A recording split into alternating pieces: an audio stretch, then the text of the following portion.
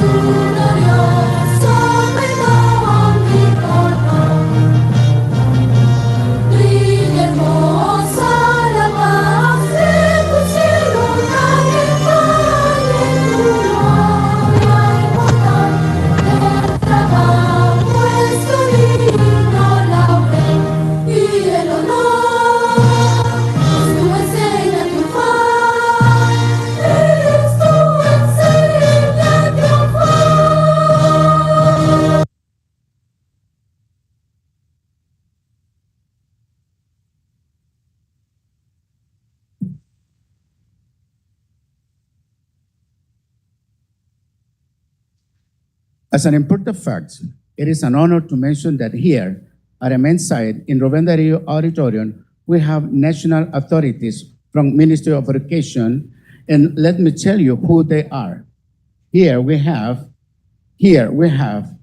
Mrs. Melva Maria Lopez Montenegro, General Director on Secondary School Programs, Mrs. Tesia Olga Torres Thomas, Principal or Director on specific regular education programs.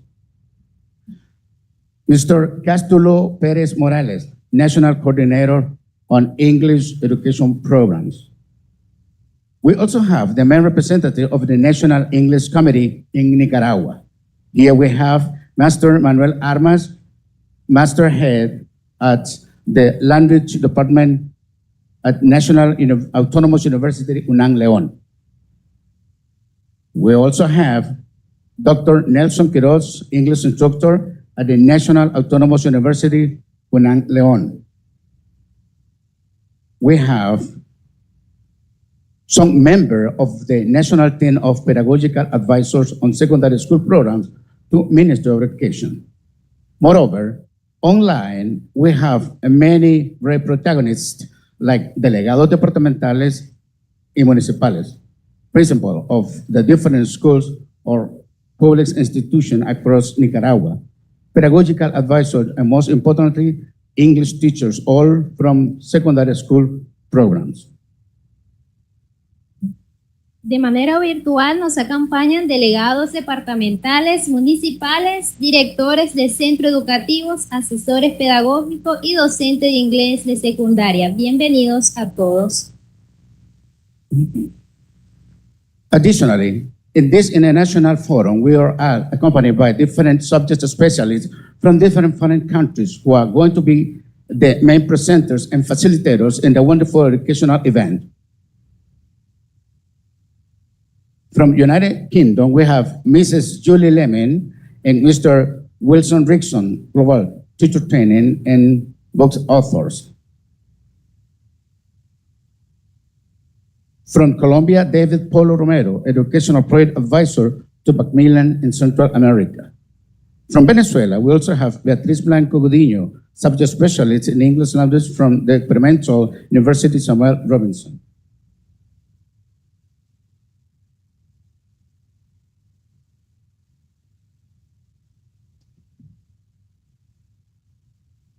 By this time, I'm delighted to present, let me say, Mrs. Sofia Gomez. She is from Colombia. She's improving, the ELT methodologies of students in secondary school program. She is publisher from Macmillan Education. By this time, I'm delighted to introduce Mrs. Melba Lopez, General Director on Secondary School Programs, who is going to deliver the word of context for this important event. Escucharemos a la compañera Melba López, Directora General de Educación Secundaria, quien dará palabras de bienvenida y contextualización. Muy buenos días, estimados compañeras y compañeros de los países que nos acompañan. Damos la bienvenida, como ya lo decía nuestro compañero, a Julie Lamin de la República de Reino Unido, al compañero Will Rickson también de Reino Unido, a Sofía Gómez de Colombia, a David Polo, igualmente de la hermana República de Colombia, a Belki Blanco de la hermana República de Venezuela, al compañero Nelson Quiroz de Nicaragua de la Universidad Nacional Autónoma de León, y pues a todos nuestros compañeras y compañeros que en el territorio nacional desde cada punto de Nicaragua están conectados de forma virtual, asesores pedagógicos, directores de centros educativos, docentes de la asignatura de inglés, delegados municipales y departamentales. Es para nosotros de mucho júbilo en una de las victorias educativas más de este proceso revolucionario en educación, es el estar frente a un importante foro que lleva por nombre Perspectivas del aprendizaje del inglés como segundo idioma. Esto tiene una trascendencia, ya que Nicaragua, dentro de los procesos evolutivos, dentro de los procesos de cambio y de revoluciones didácticas, estamos implementando el aprendizaje del inglés de niñas, niños, adolescentes y jóvenes dentro de las normas del marco común europeo. Venimos con una estrategia nacional donde desde primer grado hemos realizado una continuidad con ese aprendizaje del inglés dentro de las normas mencionadas y ahorita estamos en sexto grado. Lo que es la secundaria, en la educación básica y media, nos estamos preparando para recibir en el 2024 la primera generación en la historia de Nicaragua de niñas y niños que salen de educación primaria con aprendizaje del inglés en un nivel donde ya ellos dialogan, donde ya ellos conversan, donde ya ellos escriben, y esperarlo en esta misma lógica ha tenido el gran desafío de juntar a todo el trabajo, a todo lo que tiene que ver con educación en el país, donde existe a nivel nacional la Comisión Nacional de Educación. Y nos hemos sentado juntos como un solo modelo educativo para ver cómo va a ser esta trascendencia del inglés, y juntos hemos trabajado las competencias, los indicadores, para que al salir nuestros muchachos en el 2027 tengan un nivel de B1, muchachos que ya van a ir a las universidades y a sus carreras técnicas hablando el inglés dentro de las normas del marco común europeo. Esto ha llevado también mucho esfuerzo para la formación de nuestros docentes. Más de 1,000 docentes de inglés están en la carrera técnico especialista para cuando llegue esta generación de niñas y niños, pues también los tengamos en los niveles esperados para poder hacer continuidad educativa y lograr la meta de egresar a estudiantes en un nivel de B1. Entonces, este espacio para aprender, este espacio para proyectar, ¿verdad?, a nuestro pueblo desde ese esfuerzo por tener una educación de calidad, en este caso en el aprendizaje del inglés, nos proponemos en este foro fortalecer esas competencias de nuestros docentes, de nuestros asesores pedagógicos y realimentarnos de esa experiencia que ustedes, hermanas y hermanos de los países que nos acompañan el día de hoy, pues nos van a exponer con su experiencia dentro de estas normas europeas para el aprendizaje del inglés en Nicaragua como segundo idioma. Estamos seguros de que al finalizar la jornada, todos los compañeros que están en el territorio nacional estarán más fortalecidos, por ende estarán más comprometidos con esta estrategia nacional del inglés. Seguro para Julie, para Will, para Sofía, David, Belkis y Nelson, que todo lo que ustedes nos aporten hoy tengan la plena seguridad que no va a quedar en el espacio, que va a impactar donde debe, que es donde están los maestros, donde están los estudiantes, y vamos a enriquecer esta estrategia nacional del aprendizaje del inglés. Reitero mi bienvenida, reitero mi agradecimiento y en nombre del pueblo de Nicaragua y de la Dirección Superior del Ministerio de Educación, nuestro agradecimiento y nuestro abrazo y muchas gracias. Gracias, maestra Melba, por esas palabras de bienvenida y el contexto a este hermoso evento del Foro Internacional sobre las perspectivas del aprendizaje del inglés. Muchas gracias. A continuación tendremos un momento de interacción con uno de nuestros principales panelistas y expositores internacionales. Desde Colombia está conectado el maestro David Polo. El maestro David Polo, en su ponencia, él tiene el propósito de compartir el tema relacionado a Formative Assessment for Effective Learning and Outcomes. En este caso, vamos a darle la bienvenida. Queremos que el maestro David Polo, por favor, nos reposte con hola y que se integre de manera positiva, porque vamos a hacerle una pregunta puntual y queremos que él nos ilustre en el sentido de la valoración que él tiene de las acciones que el Ministerio de Educación está implementando para el aprendizaje del inglés como segundo idioma, y que nos haga la presentación sencilla, un sustento de la temática a desarrollar. Maestro David Polo, ¿se encuentra conectado? A ver, adelante, por favor.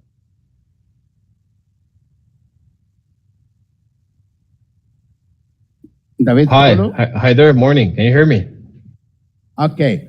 Thank you for replying this invitation, Mr. Polo.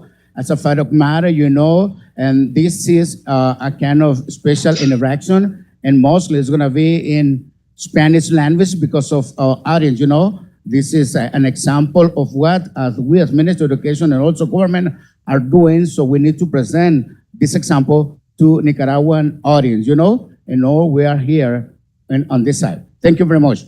So, adelante, Maestro Polo, por favor. Bien, buenos días a todos. Es un gusto conocerles. Un saludo a la hermana República de Nicaragua, desde Colombia. El día de hoy hablaremos de Formative Assessment. El Formative Assessment es un proceso muy importante dentro del aprendizaje del inglés como lengua extranjera. Y con base en lo que hemos compartido, la introducción que hemos escuchado en esta mañana, veremos varios conceptos que pueden aplicar al ambiente de la educación en Nicaragua, a los tipos de Formative Assessment o de evaluación formativa que vamos a encontrar. También veremos algunos ejemplos, qué beneficio nos puede traer este Formative Assessment, y también cuál es el rol y los desafíos que podemos enfrentar como docentes en el día a día dentro del aula de clase. Espero que todos estén muy atentos porque vamos a tener grandes ejemplos de cómo poder hacer esto óptimamente dentro del salón de clase. Gracias a todos y gracias por la invitación. Solamente una pregunta. Medios de comunicación tienen el chance, la oportunidad, ¿sí?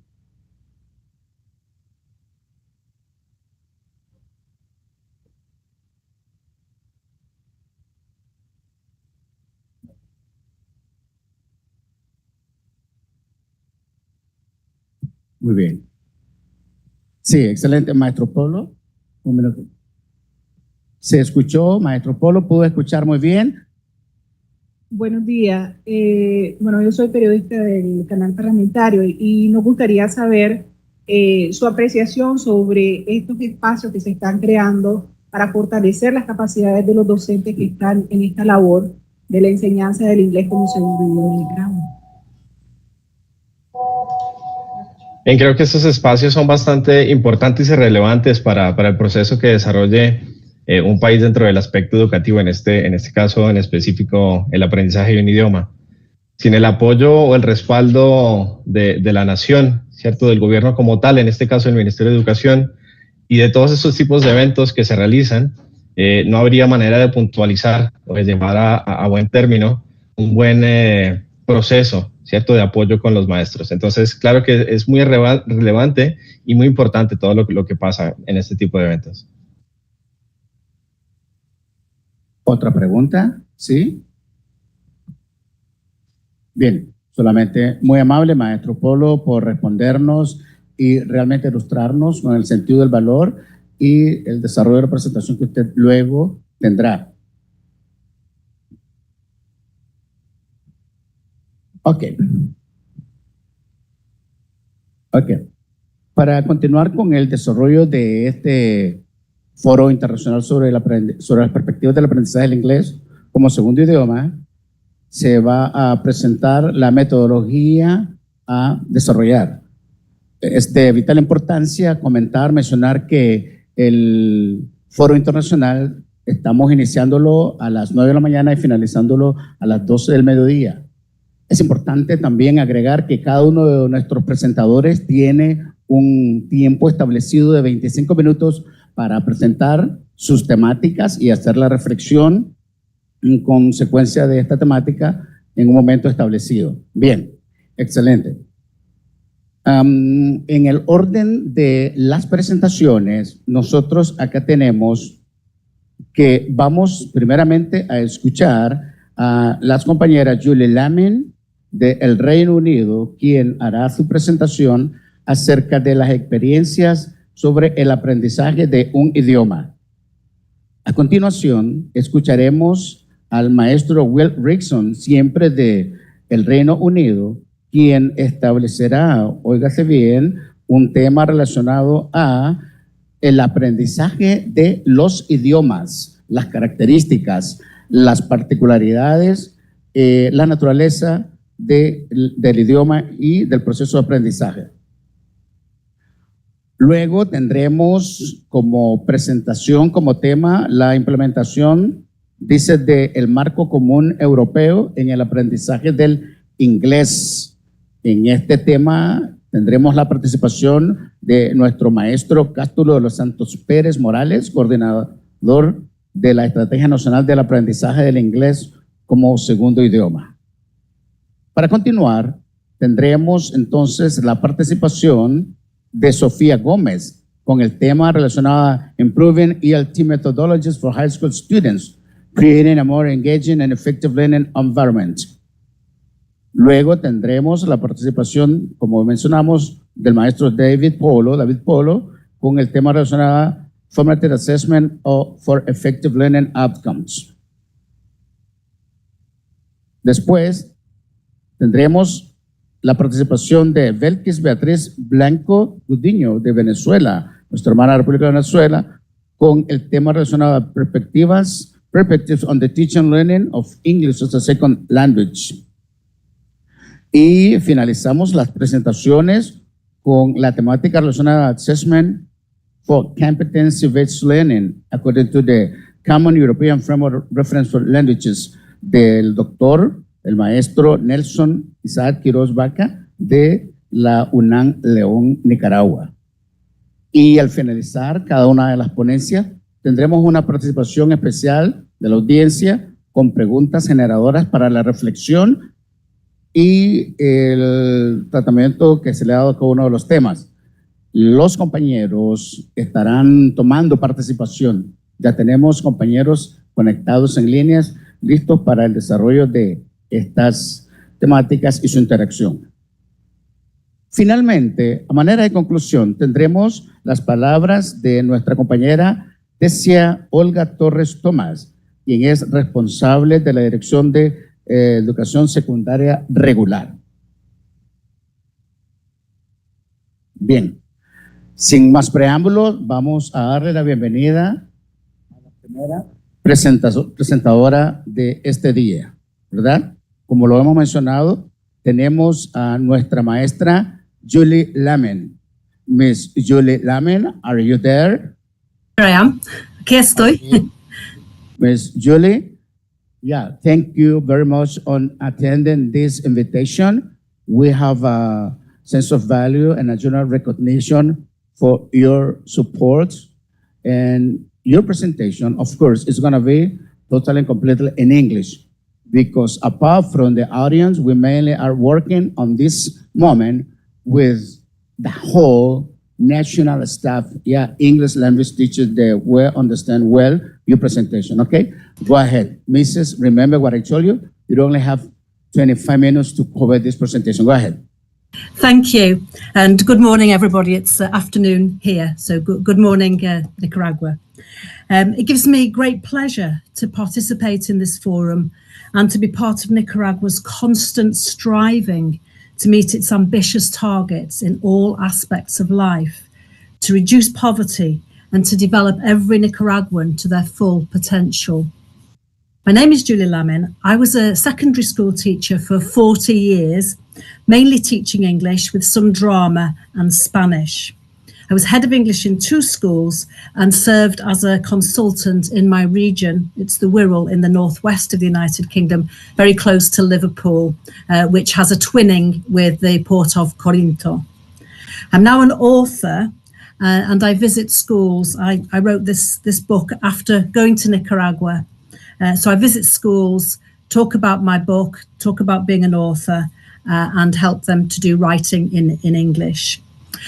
I was very fortunate that I was able to come to Nicaragua in 2017 as part of the first teacher exchange organised by my teachers' union, the National Education Union, at the invitation of ANDEN, your teachers' union, and MINEV.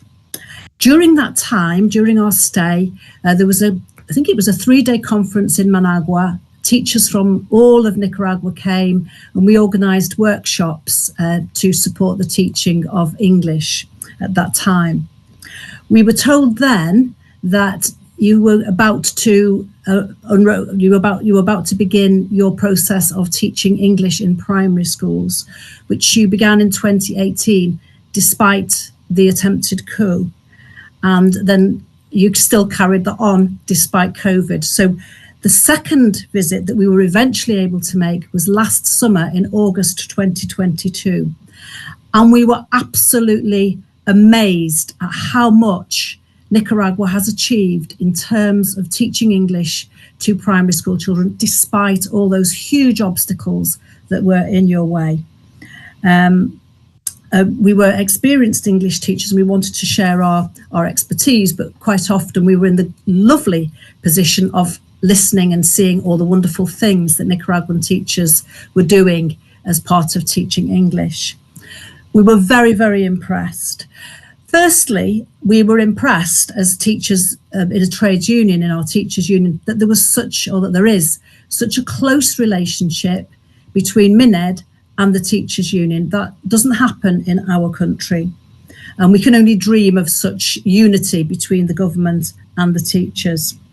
We met Melba during that time, which was wonderful, and wonderful to meet the very excellent team in MINED. We were impressed that the main motive of your country, of Nicaragua, is to reduce poverty, and that intention spreading right through every aspect of Nicaraguan life. Sadly, in a country like mine that's supposed to be a rich country, the levels of poverty have got worse, where yours are, you are lifting people from poverty. So I would like to say we are impressed and celebrate your wonderful achievements and through that you've achieved with your the Nicaraguan children. So to come to the second delegation, last summer, the teacher exchange of August 2022, there were 11 primary and secondary teachers. And as I say, we were very fortunate to have a meeting with Mined at that time. And then we spent time in the regions, different regions of Nicaragua, working with teachers, learning about how you're teaching English and working and trying to pass on our experience. And so where I hope now I can be of some help as a secondary teacher is that you are now coming up having achieved so much with your primary colleagues. You have that needs to sort of roll forward. The regions that we were in were Managua, Leon, Masaya, Granada and Carazo, and we stayed with families during that time. We were received so well. We were made to feel so special by the Nicaraguan schools, and we were met with such enthusiasm for learning and such pride in the children, the teachers, about being Nicaraguan and doing what they were doing, and just the inventiveness of the English teachers in developing so many different ways to teach English. The great sense of humour, lively, enthusiastic, games, songs, physical games, touching, interacting, absolutely wonderful things that we saw. And we were also impressed by the support that the schools had achieved amongst the teachers, amongst the parents, how supportive the parents were. There was a lovely moment. We were in a school just outside Managua where pineapples are grown. There was pineapples everywhere. And a parent said, when they said we were teaching English, we thought, why teach English? We grow pineapples here. But that parent had then come to see, and all the parents presumably, just how valuable it is to raise the aspirations of all their children to be able to achieve what they can. So just wonderful things about the community being involved in the learning of English. So we did leave some suggestions with the Ministry of Education at the end of our stay, and here are some of those suggestions. Just to summarise, these are some of the key things that we found amongst the primary teachers, the quality that they brought to their lessons. Absolutely number one, enthusiasm and energy.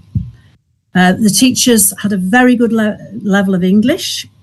There was enjoyment. The teachers and the children enjoyed learning English, and also technology was being used very well to develop English. So those were the strengths that the primary teachers that we saw that the primary teachers have achieved in English, and hopefully will continue onto secondary level. And I think in relation to that, the suggestions that we came up with is, number one was to make sure that when you're bringing this transition about, there really is a good handover, as a sort of handing over the baton from primary to secondary, that there's really good liaison, so that all those strengths, the secondary teachers can carry them forward and go on and build. We thought that possibly there could, you're doing this wonderful online training, so this is such a fantastic opportunity for teachers to learn more from each other as well, which is lovely. So, well done, and we'd continue that.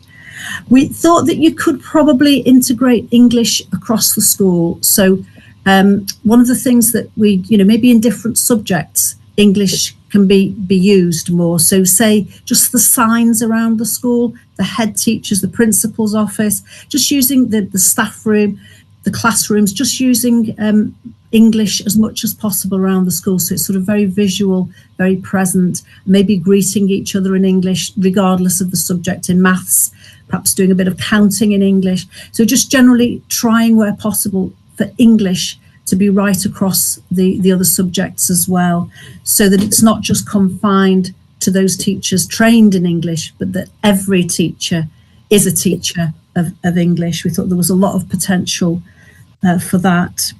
We thought there could be more stories, using more English stories. We took some picture books that we left, but perhaps the children writing stories for each other in English, older children, say in the upper grades, writing stories in English for the younger children, and then maybe in secondary age children writing stories for the younger children. So that might be something you could develop over time, but it does require a lot of teachers working together.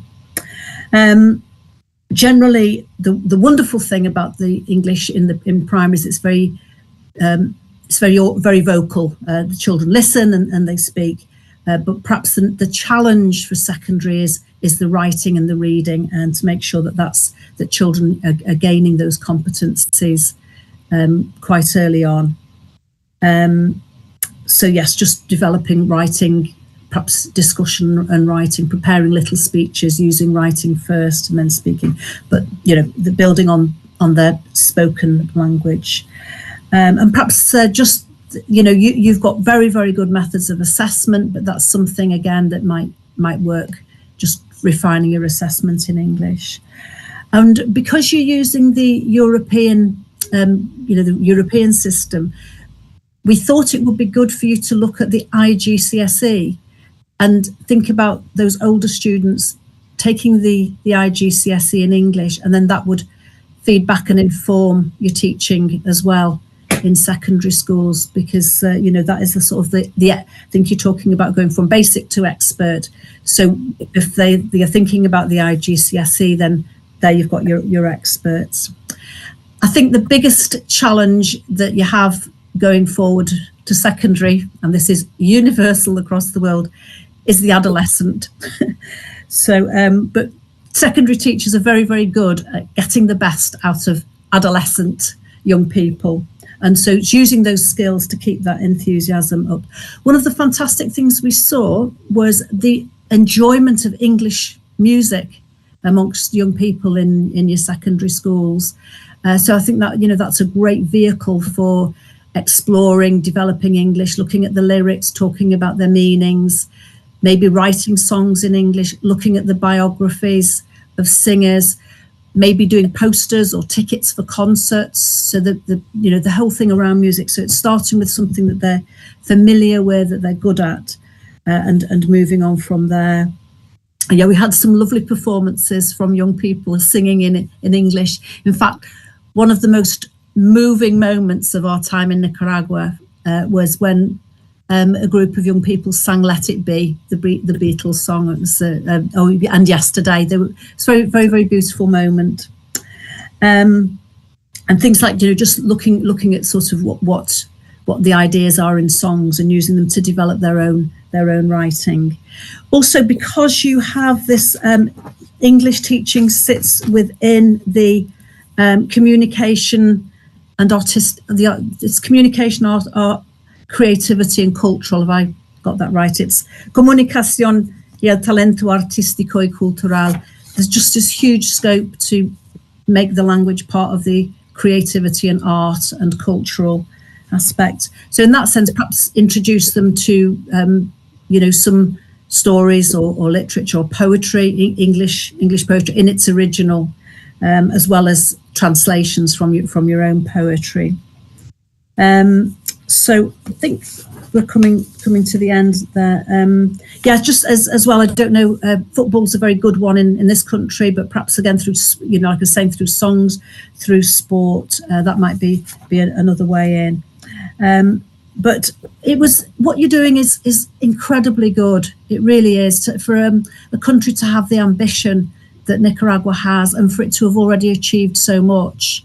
I feel very confident that you're just going to be, in a few years, you'll be the ones going to speak to other forums and telling them how you did it, because it's just so promising. And I think the idea of it being your second language, making every child bilingual is magnificent. So to pass on my personal congratulations and those of our group, and can wish you all the very best with the continuation of teaching English into secondary level, and I'm sure you'll make a great success of it. Thank you. Okay. Thank you very much, my dear teacher, Julie Lamin. Thank you for comforting words that you have delivered in the realm of the teaching English as a second language. This is going to promote a sustainable way to improve teachers in their skill. Thank you very much. It was a great pleasure. And my invitation for you is to keep on this kind of events, and thank you very much. Thank you.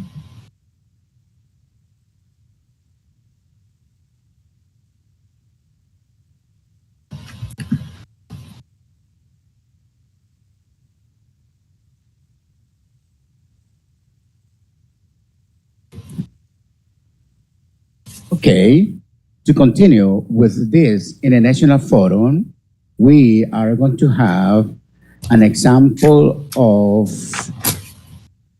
practice the English skills. We have some special participation. We have from Chontales municipio, we have a time for poetry.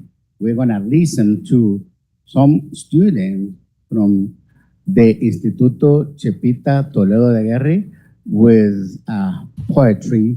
Okay. Adelante, compañeros de Chontales, Huigalpa, el Instituto Chepita Toledo de Guerri, que nos van a hacer la presentación de un talento artístico, una habilidad lingüística. Tenemos la declamación de una poesía. Adelante.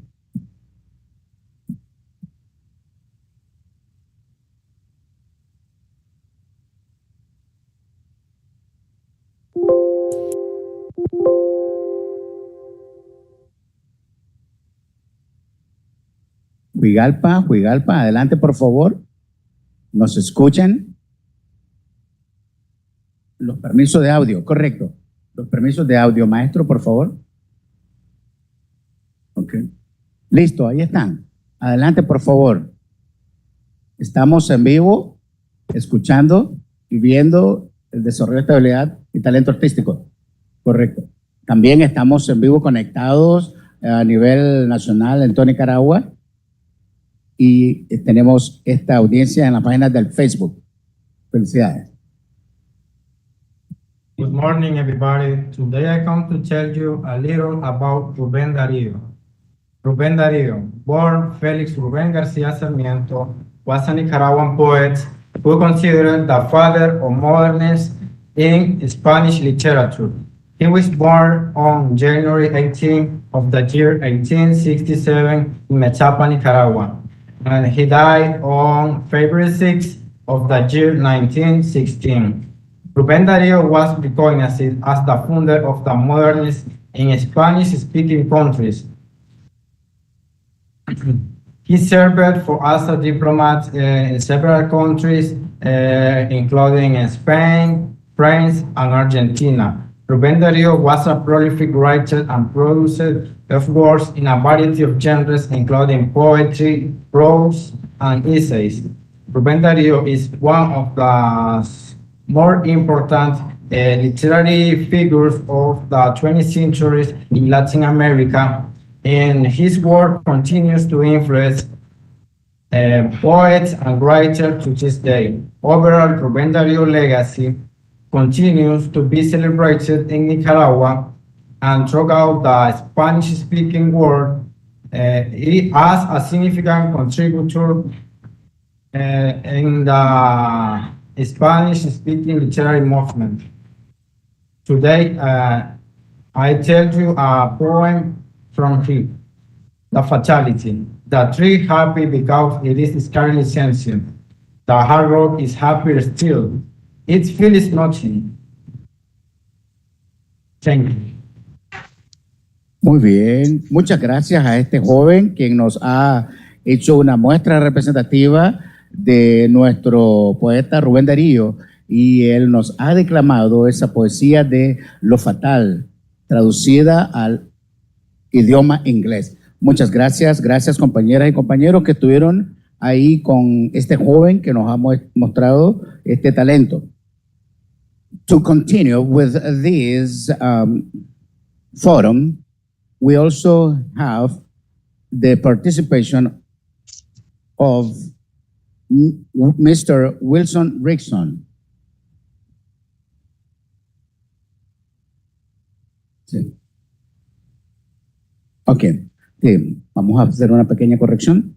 Tendremos siempre en la muestra de talentos, entonces desde el municipio de Chinandega, tenemos la participación de un joven quien nos va a estar entonando un canto en el idioma inglés. Chinandega, municipio Chinandega, desde el Instituto Nacional de Chinandega. Adelante, por favor.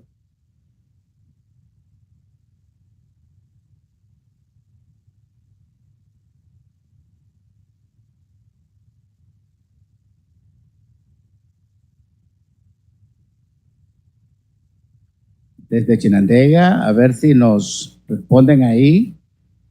Ahí está Chinandega. Muy bien, perfecto. Adelante, por favor.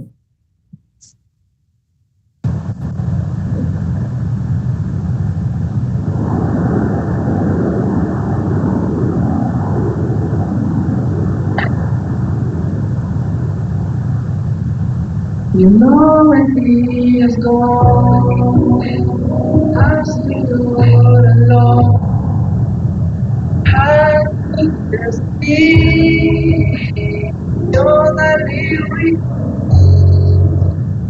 There was one, don't want anyone. It's a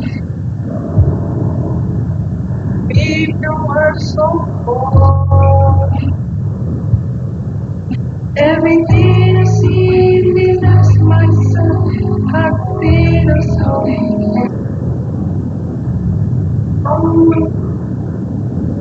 I think it's you not alone. I am so far away. I am you not. I am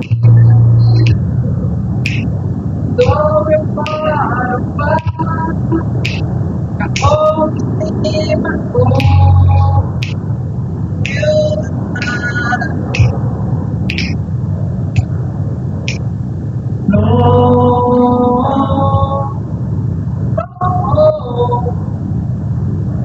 Right.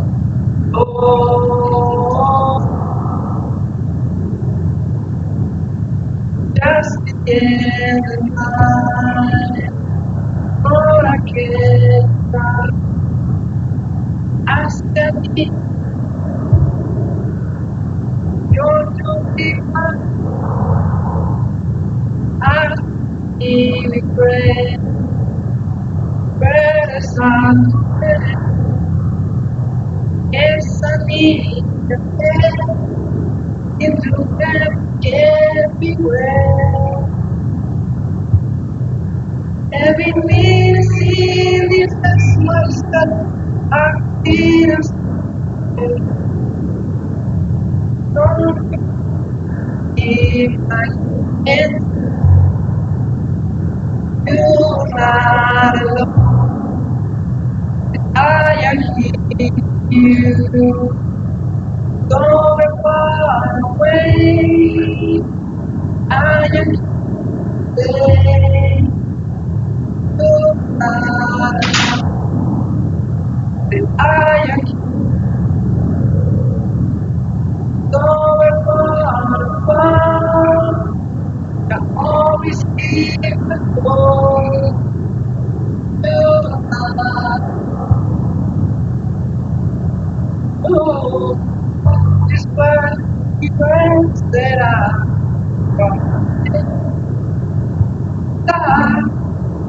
if there's no big big, a big big,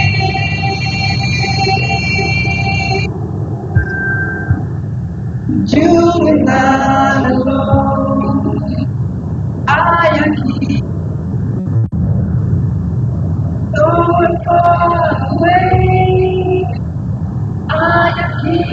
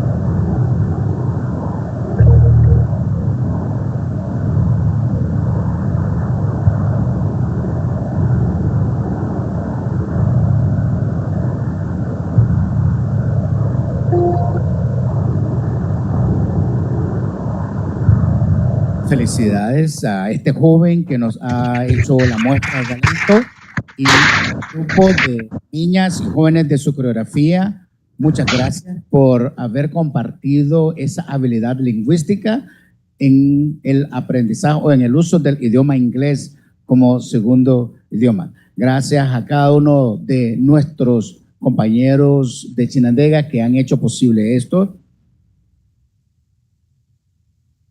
Para continuar, tendremos al maestro Cástulo de los Santos Pérez Morales, coordinador nacional de la estrategia del aprendizaje del inglés como segundo idioma, en la presentación de la temática implementación de el Common European Framework for English Language Learning in Nicaraguan Schools.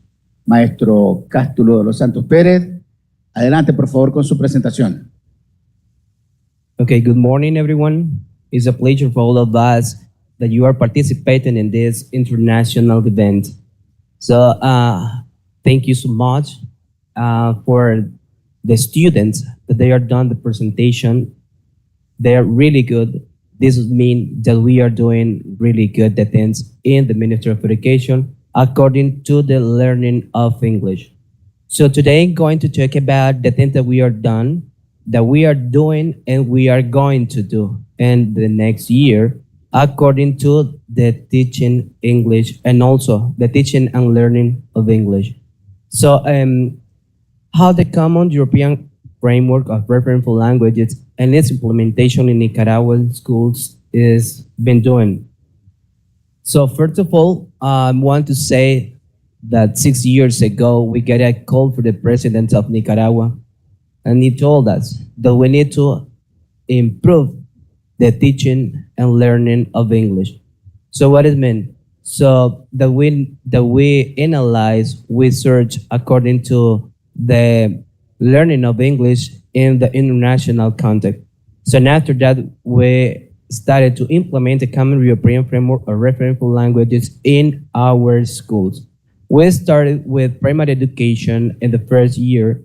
So nowadays we are going to have in this year the first graduation ceremony with students that they are going to have the basic English according to the Common European Framework. So, but for implementing this,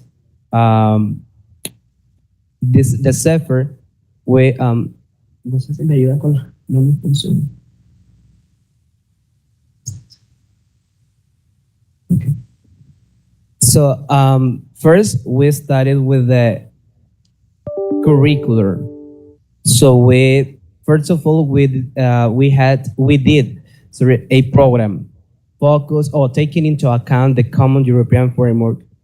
and also teachers training, teacher recruitment, and also the materials. We cannot implement this international without materials. So for that reason, we started with this. So nowadays we have 6 textbooks from the first year to the 6th in primary education, and also we are preparing the conditions this year for the next year, in which we are going to have the first in 7th grade, the student that finished their primary education, taking into account the international standards. No sé si me ayudan con la presentación, ¿no pasa?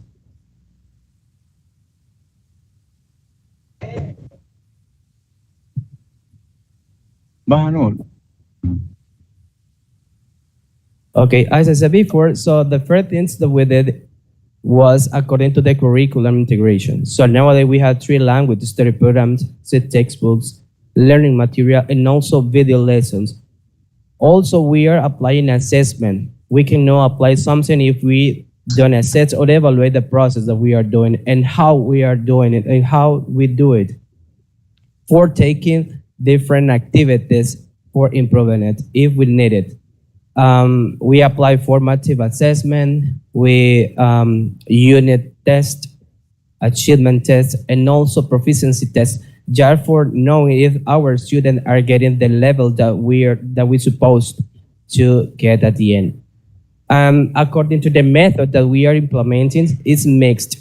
There's not a specific method that we are applying. Our teachers are implementing communicative language teaching, the direct method, total physical response, and of course, audiolingual method, which our teachers are implementing technology into the classroom.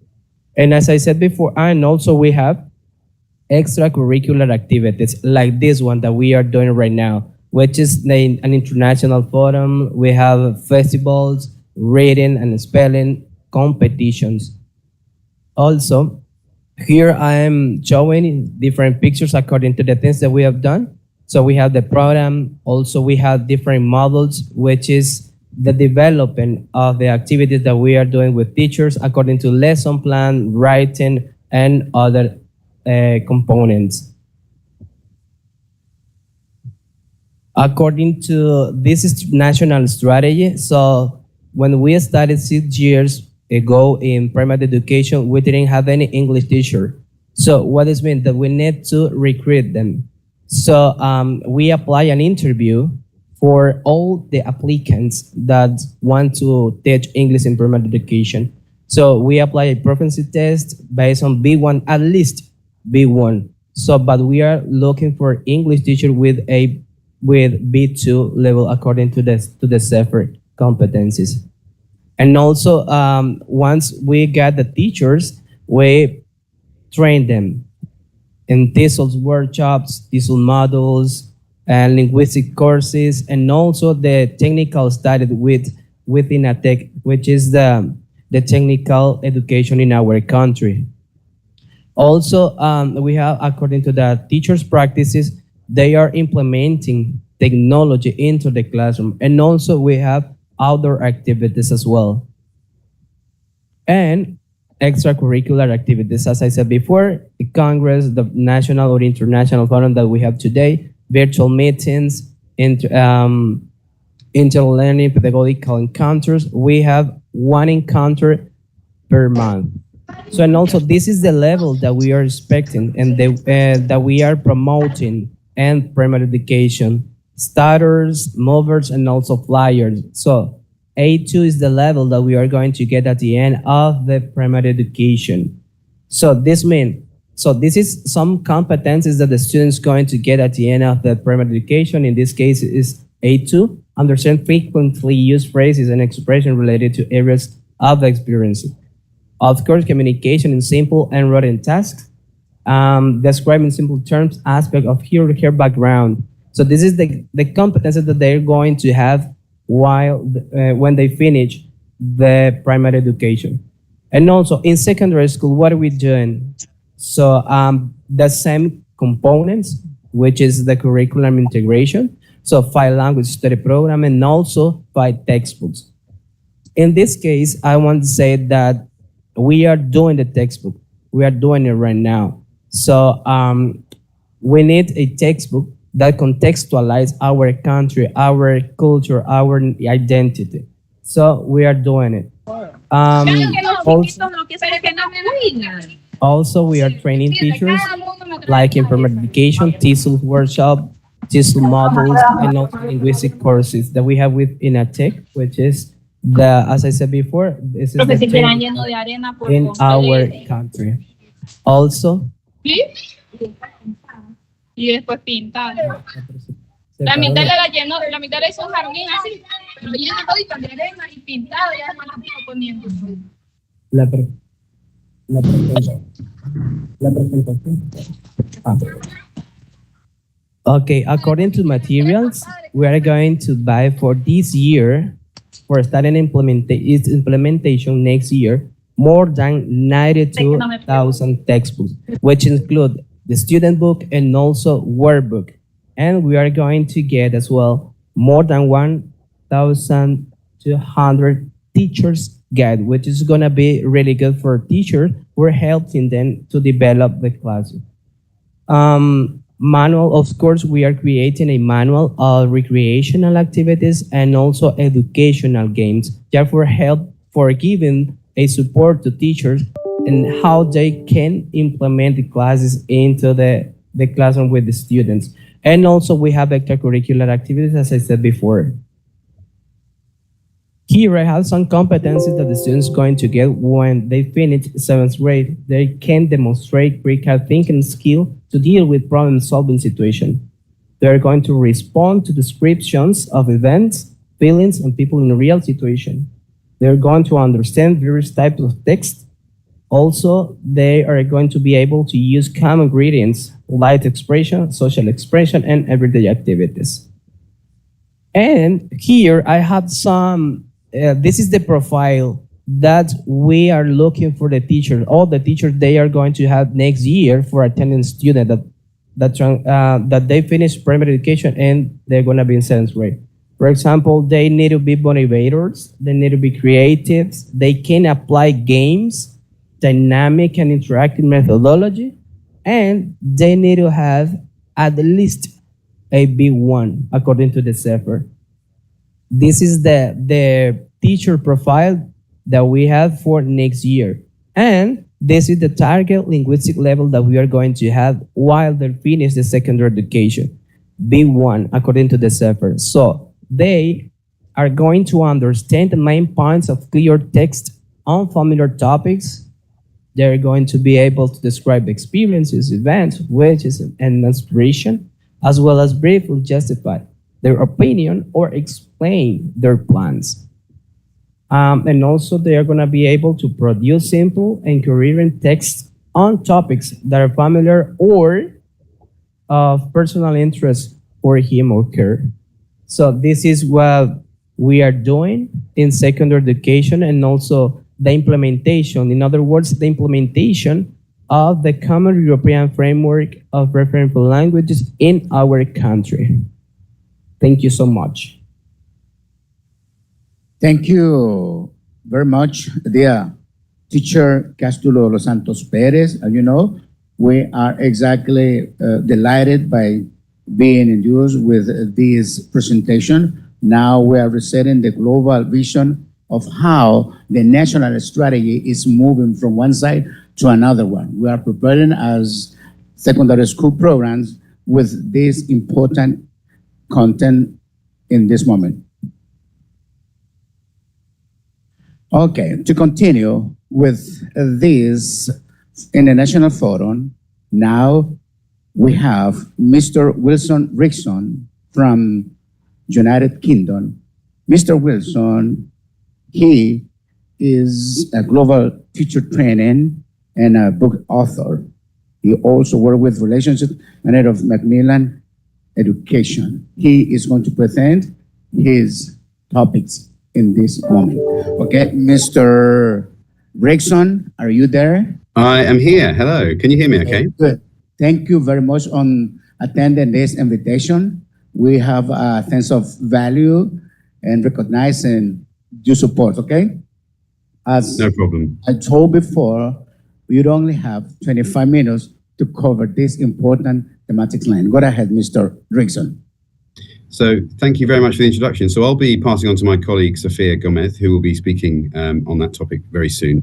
I just wanted to come here to say hello to everyone and just give you a little bit more context about Macmillan Education and our promise that we make to our partners around the world. So thanks for the introduction. So I'm a global teacher training manager, global teacher training and author relationship manager. It's a very long job title, but I'm the global teacher training and author relationship manager. And I'm part of a very large group of people that aim to fulfill the Macmillan Education promise. I'm not going to read you a huge essay about what the promise is. It's actually quite simple. So we've been advancing learning as of this year for 180 years via partnerships with educators and learners, ministries of education, and so on for 180 years. And we do this, and we have been doing this by using the passion that we as an organization have got specifically for how learning happens. We believe that to be the beginning of the understanding of good pedagogy and good teaching around the world, and therefore good teaching, great teaching.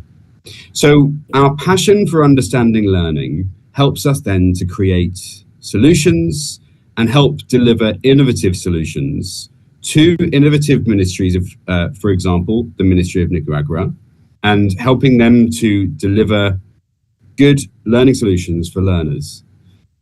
My job is to deliver a teacher training program, and it is a huge passion of mine. I'm actually at IATEFL in Harrogate at the moment, and it's a really infectious environment. Everyone is so passionate, and I am just one of many people alongside Sofia Gomez, who will be speaking to you in a second, that our entire job is to make sure that we are delivering quality education for all via great teaching. So I believe Sophia is going to be evidencing that for you now. So Sophia, I'm going to pass on to you, and Sophia is going to be telling you more about teaching teenagers in a high school environment. Enjoy the talk, everyone. Thank you so much for the invite, for taking part.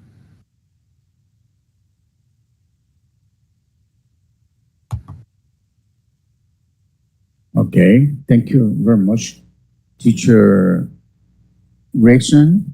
Okay, Will Rickson, for your presentation and also sharing the experience that now you are implementing in the learning process of English as a second language. Okay.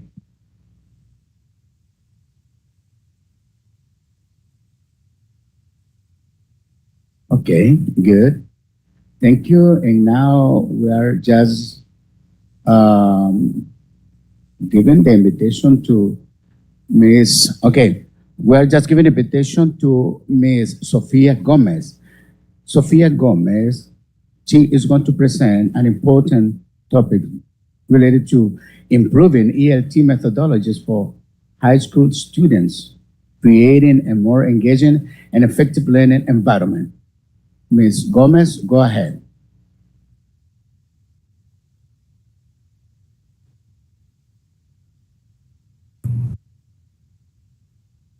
Okay, good morning. It's my pleasure to be here. It was really good to have Will Rickson before, and his at the head of marketing. I'm really glad to be here. I'm really amazed by this event. This is a great opportunity for all students and teachers around Nicaragua to always become better in the process. I'm really amazed by the way you're implementing the Common European Framework and all the methodologies that really improve this bilingualism process. I'm going to start sharing my screen.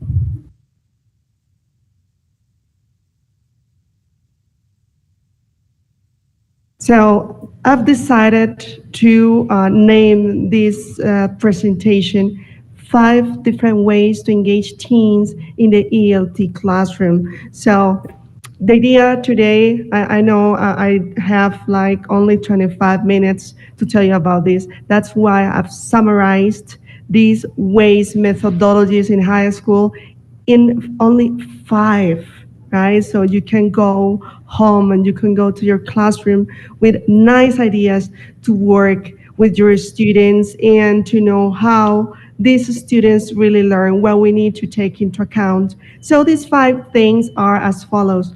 The first one, projects, but not only involving projects, but with some specific key important things that we need to have in those projects, so really our students really get motivated and they start learning and they feel really engaged. The development of cognitive skills in terms of having challenging activities for all these students. The development also of emotional intelligence as they're facing changes in their lives, not only physical, but also mental and emotional changes are happening with teenagers in high school. And we really want that this transition that they're having from elementary school to high school happens in a smooth way, right? It's also important to have fun with the students. So I've also brought some games and activities you can do to have this feature in your classes. And last but not least, taking into account the different learning styles that our teenagers, our students in high school have, especially in the context of Latin America and based on the Common European Framework. Starting with the first topic, keep your teenagers motivated with projects. So the idea with projects is that our students are going to face the topic in a whole different way. This is an example taken from one of the Macmillan Education books in which we present the topic to our students with an unit opener question. For example, we call them here, what do you think? So instead of showing students that we're going to talk about our world, only like countries and nationalities, we ask them, dear students, how are countries different? So students start thinking, I think maybe in food, for example, we have arepas in Venezuela and Colombia, we have arepas, right? I know there are many people from also like joining this seminar like in Latin America, but some people from Venezuela also, and from Central America, we know that there are different names we give them in the region, right? And what other type of food we have in Europe, in Italy, in England, right? So students come with that information. The idea about these projects is to have students go through all the contents, grammar, vocabulary, pronunciation, fully based on this topic and in order to solve this main question that they had at the very beginning. And of course, to give them like the videos and media for them to start getting as much input as possible. One important thing with projects is that students have clear what they need to do with this information. You know, we say that, and we all know that teenagers and students in high school, they lose a bit of motivation. You know, when they are in primary school, they like playing, doing a lot of things and activities, and now in high school, they start losing a bit of the interest they had in their classes. So the idea with these projects that we can do in our classes is to, at the end of the unit, they can do a specific task. For example, design a new country and make a poster to introduce your country. So for everybody connected today, can you imagine a new country? Of course, students would need to use this vocabulary, this grammar, this information from the unit to create, to design a new country. For example, they will have to think about, okay, the currency. What's the currency they are going to use? What's the name of that currency? The flag, the fruits, the food they have in the country, the languages they speak, right? Fun facts. Is it going to be an island? Is it going to be big, small amount of cities? That's going to be really fun and engaging for our students. According to the methodology and to the different research about this project-based learning, we need to follow certain steps for students to feel really engaged in the process. So we can give them steps. For example, first they need to think, to do a brainstorm of what they are going to do in the project. Then they need to plan it. Okay, we're going to present it this way, we're going to say this. Maybe this student that has the best pronunciation in the group is going to maybe present this information, and I'm really good at this, I'm going to create a poster. So they make these plans. They also have this phase of creating, this step of creating, where they are really hands-on. They have these hands-on activities. That's why also projects are so engaging for teenagers in high school, because students use real language. They can have like, and show their opinions. For example, they can show the different types of countries, or that they could like make up like from zero, like this is my country, and you could witness really nice presentations from your students when you start using projects in your classes. And of course, after creating, then they will have to present to continue developing these skills they have already developed in primary. So, you know, in primary and elementary schools, students maybe are a bit shy because they're still very young. And in high school is when students can start really producing languages. They can start really speaking their minds, right? Giving their opinions. And also try to include models of what you expect from them. I'm going to show you just the first part of this video where you can see a model of presentation with students showing their country.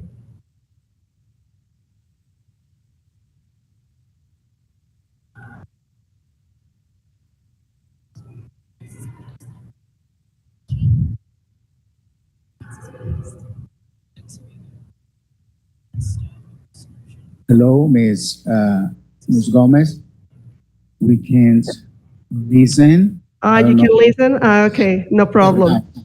That's okay. Okay, no problem. That was just an example of two students showing a poster. Okay.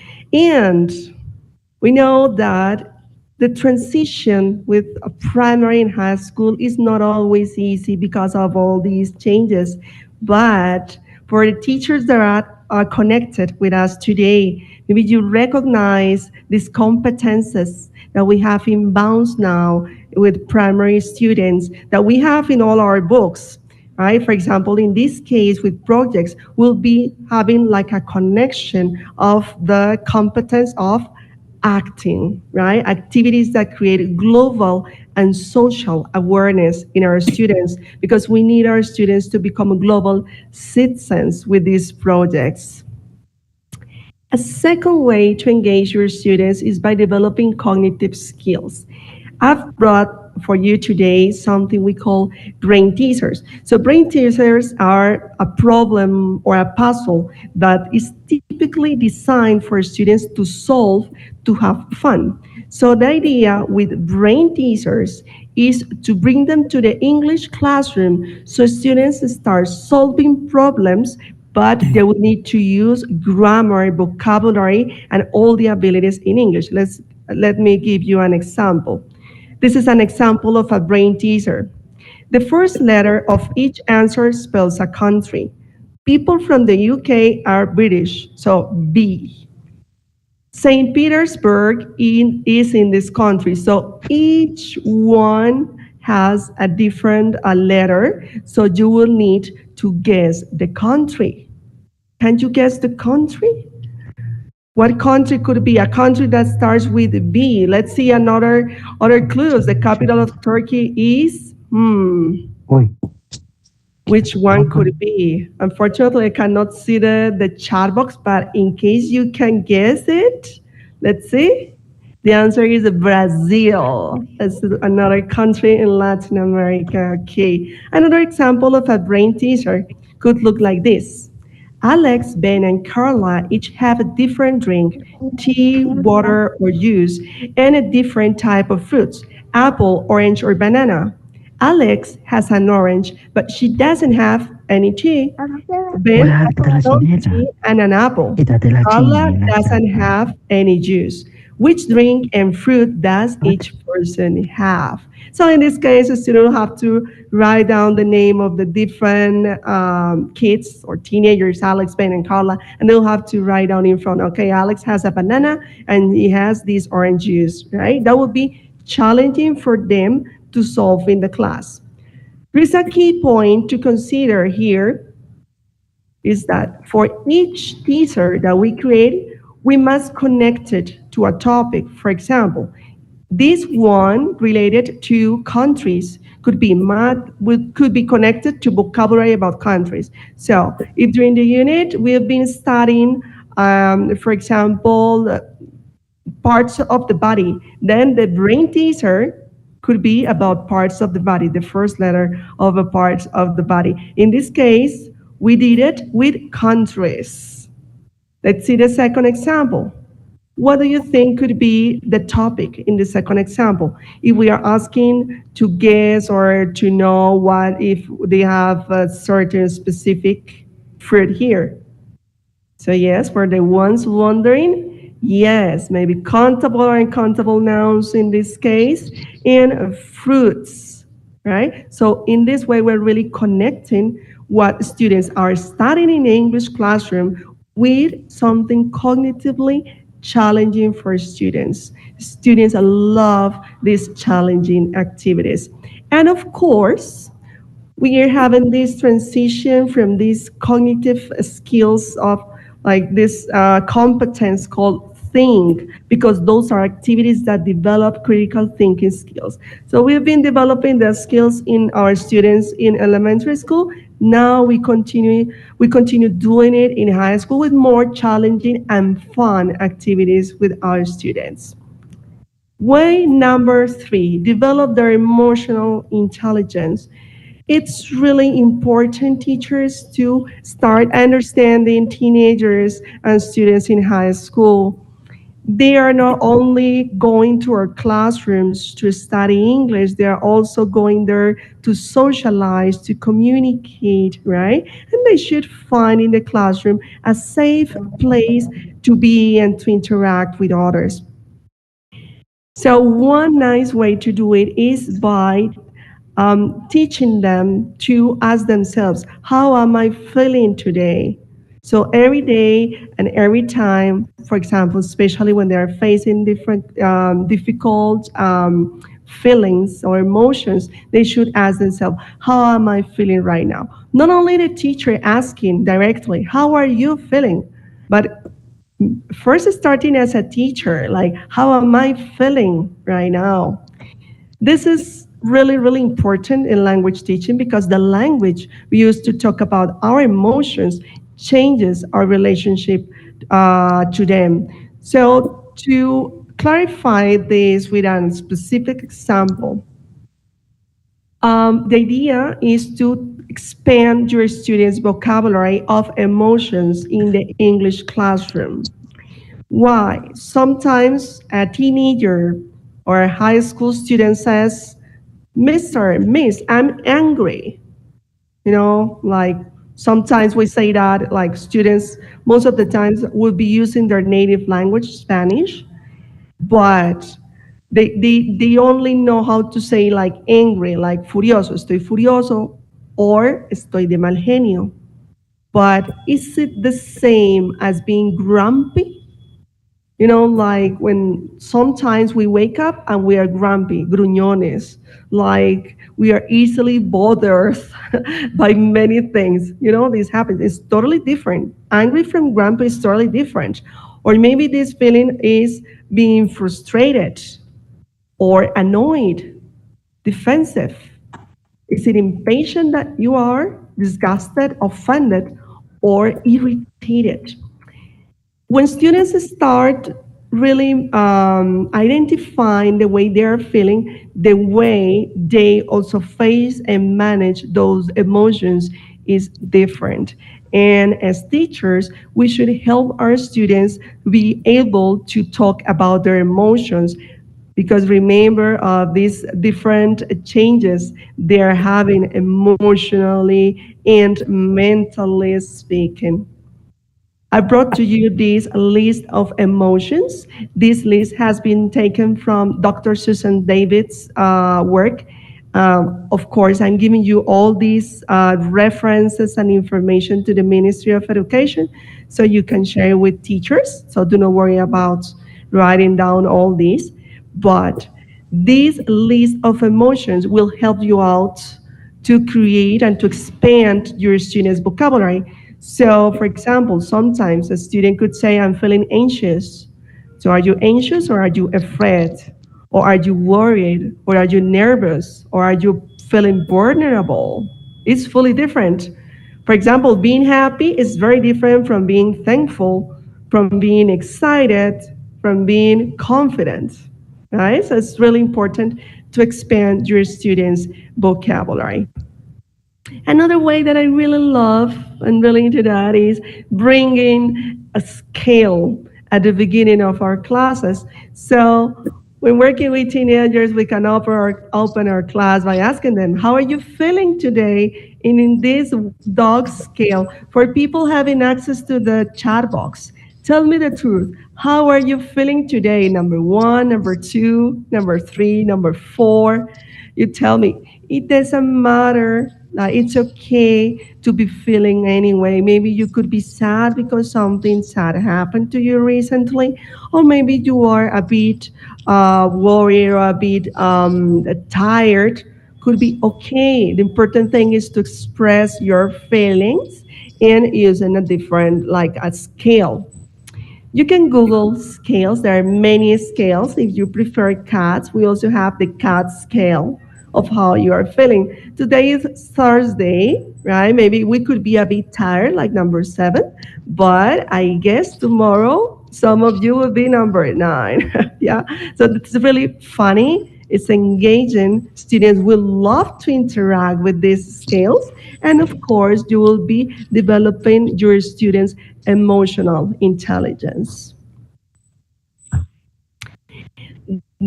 This is fully connected to the competence of me, activities that promote self-awareness, knowing myself, and able to better manage those emotions.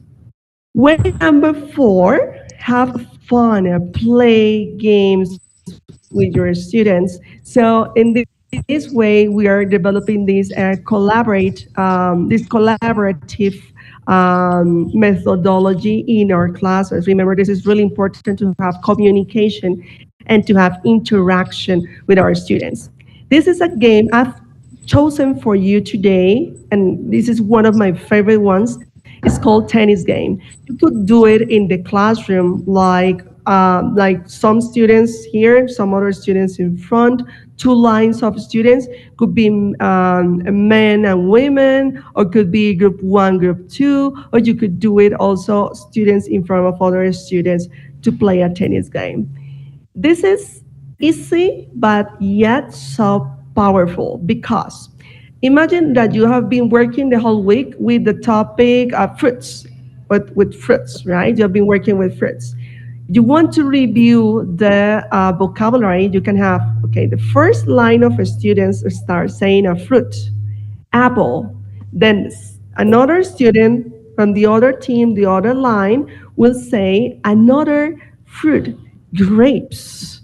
And then another student in the other group says lemon, and so on.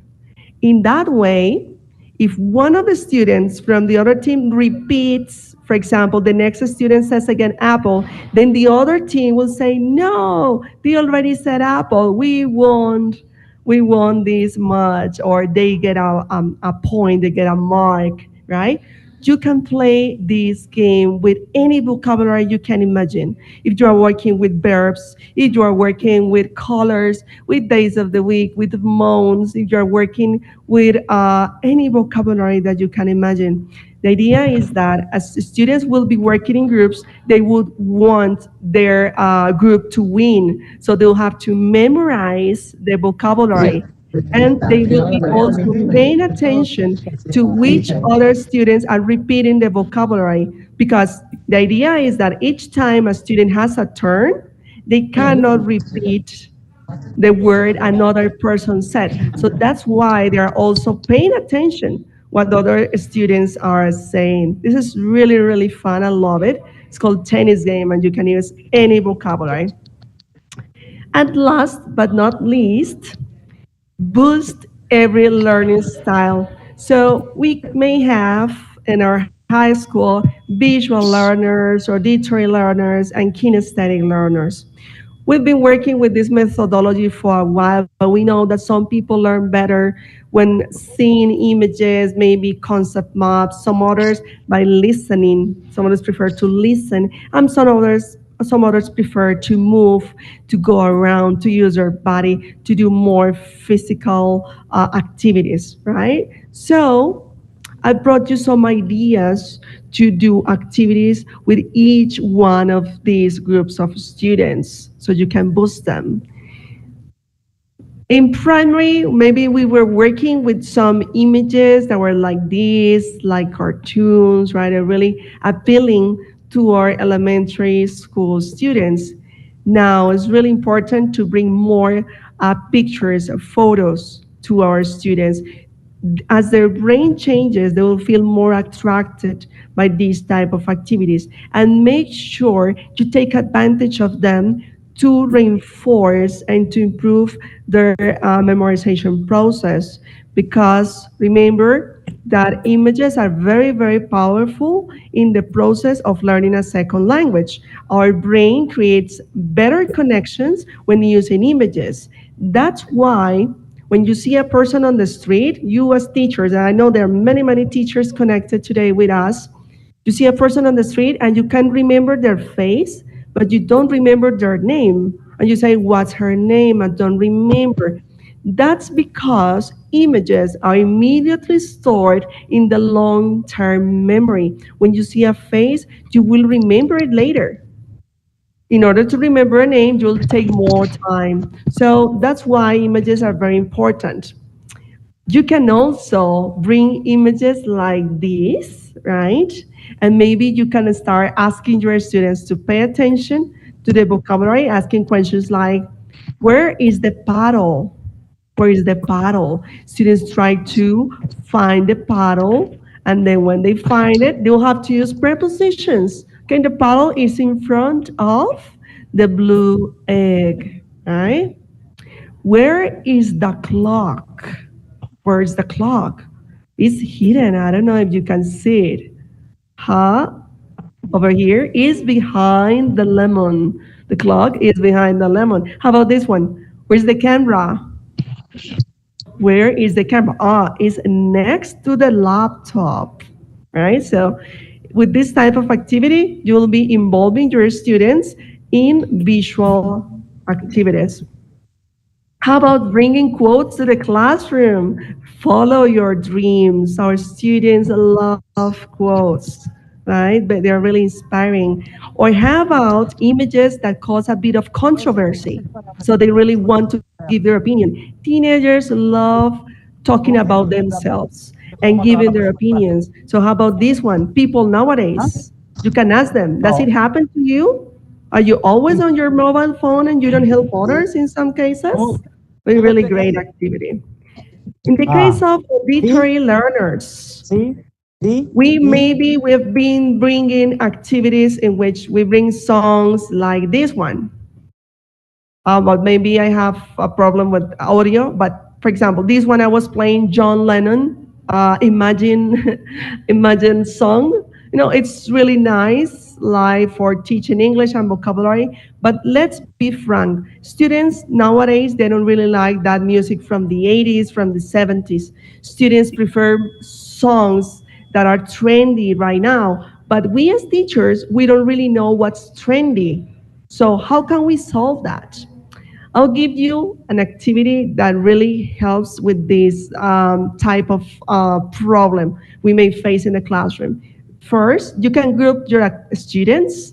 Second, let them choose a song in English. So it's the song they choose. Each group chooses a song. Number 3, they will prepare materials to play this song to the class.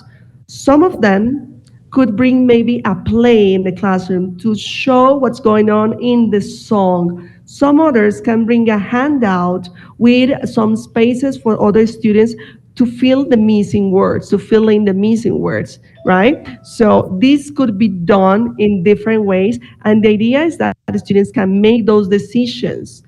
The idea is that other students also listen to the song, they pay attention to the play, and all students are involved in the process. A big pro is that students will bring those songs that are trendy. Another pro is that students will be really involved. They will get involved in the process. Maybe cons, you need to really plan these activities and to review your students' work, right? So you maybe need to have some meetings with these students. And the last one with kinesthetic learners, maybe we have done this activity in which students have, for example, cards with their with name, last name, nationality, and then other students ask questions around in the classroom. What's your name? My name is Lisa. Okay, where are you from? And they interchange activities. That's one possibility. I would like you to learn maybe a new one. Maybe you have, if you've been already working with this one, I'm really glad. This one is taken from Kagan Structures, Mixed Pair Share. The idea with this activity is to have students get a famous name pasted in their bags. For example, Albert Einstein, Britney Spears, and Michael Jackson, right? Like the student that were singing a song some minutes before. Then students go around the class asking others questions to find out who they are. So, am I a politician? Am I a researcher? Was I born in Germany? Right? Asking those questions. And they change partners when the teacher says change, right? Or when you play a song, when you play a sound, so students change partners. The student that first knows who they are gets a prize. Remember, they will have these papers with famous people in their back part, so they don't know who they are, but they want to know because it's hidden. It's a mystery. No one knows. You can choose the famous people to bring to the classroom, or your students can also tell you, teacher, we would like to know more about this specific person. This is a singer from the United Kingdom, and we would like to have it in our activities. So you can decide to have these activities with information from your students too. It's going to be more engaging. One last quote to keep in mind, dear teachers: never ever underestimate the importance of having fun, especially in the high school classroom. This is the bibliography that there are references I use. I really recommend you to check on Kagan Cooperative Learning. It has a lot of really nice activities. And also, well, this document that includes warmers, fillers, colors, and it includes this tennis game I told you about today. So thank you very much for your time. Okay, Ms. Gomez, thank you very much on this great matrix line, that you presented. I just can vividly imagine the exciting process that students are going to be involved once teachers, in classroom can have a chance to practice this kind of specific strategy or activity they're going to be, in order to promote English learning in that sense, right? I personally liked the topics that you were just presenting related to the educational projects. Educational projects is part of the language learning, to confirm, experiment, and expand the different linguisticness that a student are getting during the class with teachers, right? And also the topic related to the emotions, right? We, as human beings, we need to activate all emotions in order to perceive, the different stimulation that we're going to be promoting in classroom. Thank you very much. You're welcome. It was great to hear this presentation. I want to say something that I think it's really important. Nowadays in primary education, our students, they are learning by singing, by playing, practicing, doing something. So this is really important for for all the English teachers in secondary education, they need to be prepared while they are going to get students in 7th grade next year. So this is a really important aspect that we need to be careful about next year. So for that reason, we are preparing the conditions and we are creating this kind of activities for our English teacher in secondary education. Thank you.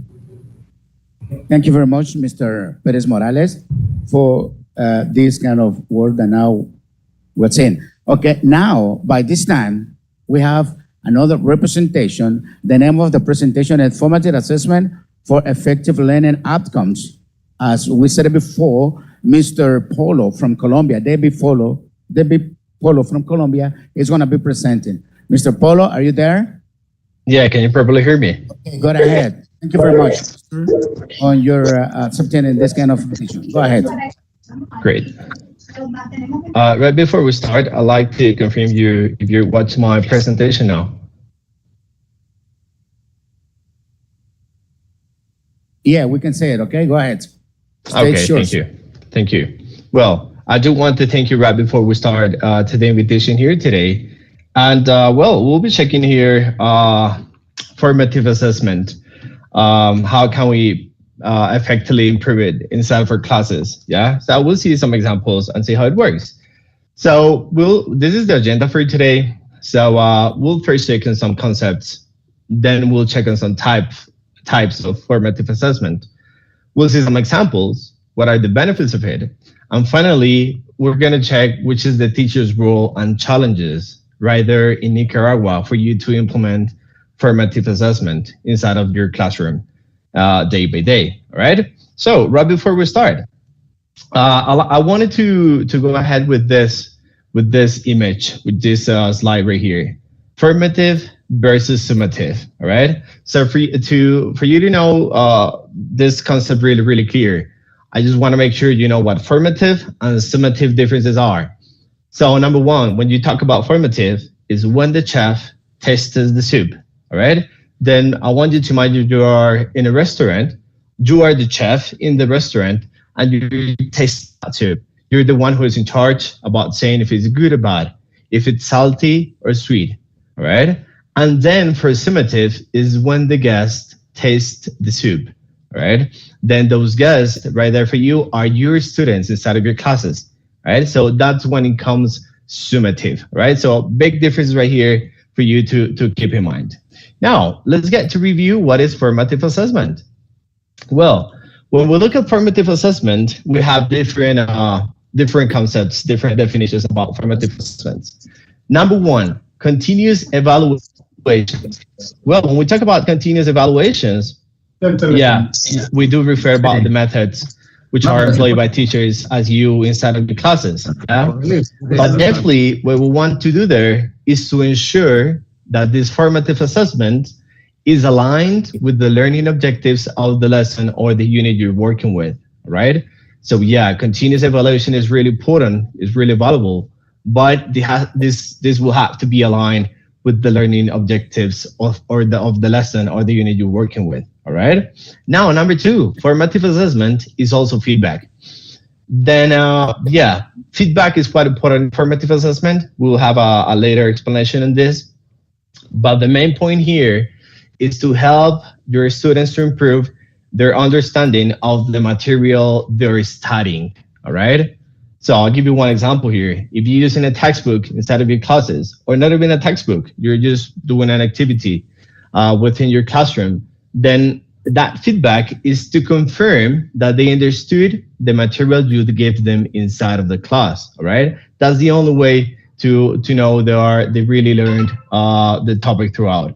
Now, formative assessment is also learning improvement, yeah?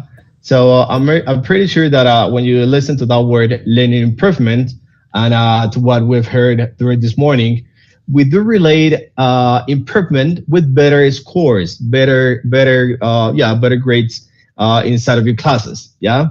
So we have to make sure that these knowledge gaps inside of your classes are reduced as much as possible, yeah? How can we do that? Well, you have to set out authentic goals, authentic learning objectives for your country, for your place, for the place you live in. Yeah. So basically, according to the population you have, or according to the students you're dealing with, you have to adjust, yeah, or to personalize, customize better those goals for them to understand and get better learning improvement. Yeah. As far as you can see, this learning improvement is based or is offered through constructive feedback, right? Then this constructive feedback will have to be real-time based, yeah, to make it really work. Now, formative assessment is also non-judgmental environment. All right. So many of us already learned when we were back at school. If you can recall it, or remember that those times when you were in the classes, how were you given feedback? Yeah. How was that environment? Were you free to talk? Were you willing to ask questions to your teachers, or were you always like sitting down and waiting for the instruction? Yeah. So we want to create a positive environment with our students within our classes. Now, Sophia, right before was mentioning about these emotion dealings we have to do in our classes with different students in different times. Yeah. So this type of non-judgmental environment will be developed by reducing the pressure of grades in our students. Yeah. Or as we call it, high stakes testing. We shouldn't do high stakes testing. We should keep low stakes testing. All right. So your students are going to feel that they can take the risk, they can talk to you, they can ask questions, they can make mistakes without fear or negative consequences inside of your class. So a great invitation here for you teachers is to please build that rapport, build that trust and supportive space for learning with your students in your classes. Now, if we look a little bit more academic definitions, we have this one from Bennett, where he wrote that formative assessment is the term formative assessment, sorry, encompasses significantly varying practices in classrooms. Yeah. So how can you include varying practices, or are you keeping the same practices? So it's a really good time for reflection here. Yeah. To reflect on how are you delivering your classes nowadays. Another definition right here from Black and William back in 1998. Formative assessment refers to a set of activities carried out by teachers and students in order to collect information to be used as feedback to modify teaching and learning activities. So here are two big words right here. All right. Collect information. Two really important words for you from now on if you want to go into formative assessment. Yeah. Why do you need to collect information? Are those the grades? Not really. We'll be checking how to collect that information to later give an appropriate feedback and to adjust, as you can see, in modify teaching and learning activities. So this formative assessment will guide you through the process on how to adapt your teaching practice into the classroom. All right. Now, what are those types of formative assessment? Yeah. So now we know what it is. We know a little bit how it works. Let's get to see now what are some types of formative assessment. So in the first place, we have the oral assessment, oral feedback, sorry. So when we talk about oral feedback, many of us is now thinking, talking to our students, right? Interaction to our students, offering constructive feedback, telling them what was right and wrong, yeah? Something important here, when you give oral feedback to your students, make sure you made it on time. Give immediate feedback to your students. If you're gonna make it oral, if you go for the oral feedback, just make sure you made it on time. You give immediate feedback to your students. So you can clarify, it will help you for clarifying misunderstandings, right? That's number one. Encouraging an active learning because you're talking to your students, you're interacting with them. Number three, you can support differentiation between your student levels. Many of you know that not all your student levels are going to be the same. So many of them, as Castulo was saying in his presentation, according to the Common European Framework, a couple of them might be in the A1 level, another are going to be in the A2, and 3 of them might be in the B1, and then other ones in the B2, and so on and so on. So that oral feedback will support differentiation inside of the classroom, and definitely it will promote communication skills. All right. So formative assessment is a really good friend for communication skills, which is one of the main points when we talk about the communicative approach and how to develop these skills with our students, the productive ones. Now, number 2, peer assessments.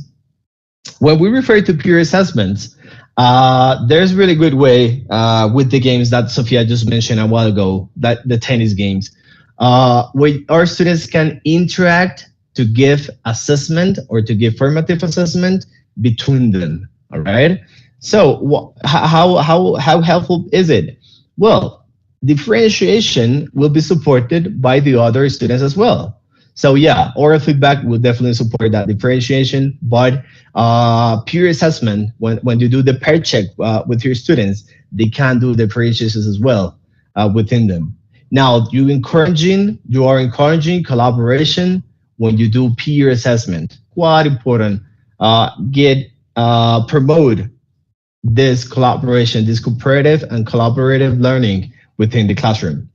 Then you can develop self-assessment skills, right? I think this is the most important part here. When you do peer assessment, you're trying to develop self-assessment skills. That means I know how am I being evaluated. That means I know how can I evaluate someone else. I can give feedback to someone. That's why you do it by peers. Sorry. And finally, you can build the sense of community, right? Which is something that is nowadays harder. Yeah, something really hard to do. Create a sense of community within the classes, right? To create a really nice group with us. Now, for another type of formative assessment, we have these diagnostics assessments. Yeah? Diagnostics, sorry. So when we talk about these diagnostic assessment, they're really helpful. Many of us are really aware of it. We're really used to applied diagnostic assessment within our schools. But the real purpose for a diagnostic assessment is to help you to tailor your instruction in your class, right? Then the diagnostic assessment is not just to know your students' English level. That is not the real purpose of it.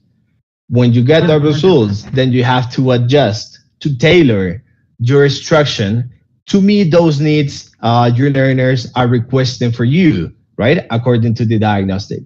So that way you can ensure that every one of your students, every student will have the opportunity to succeed, okay?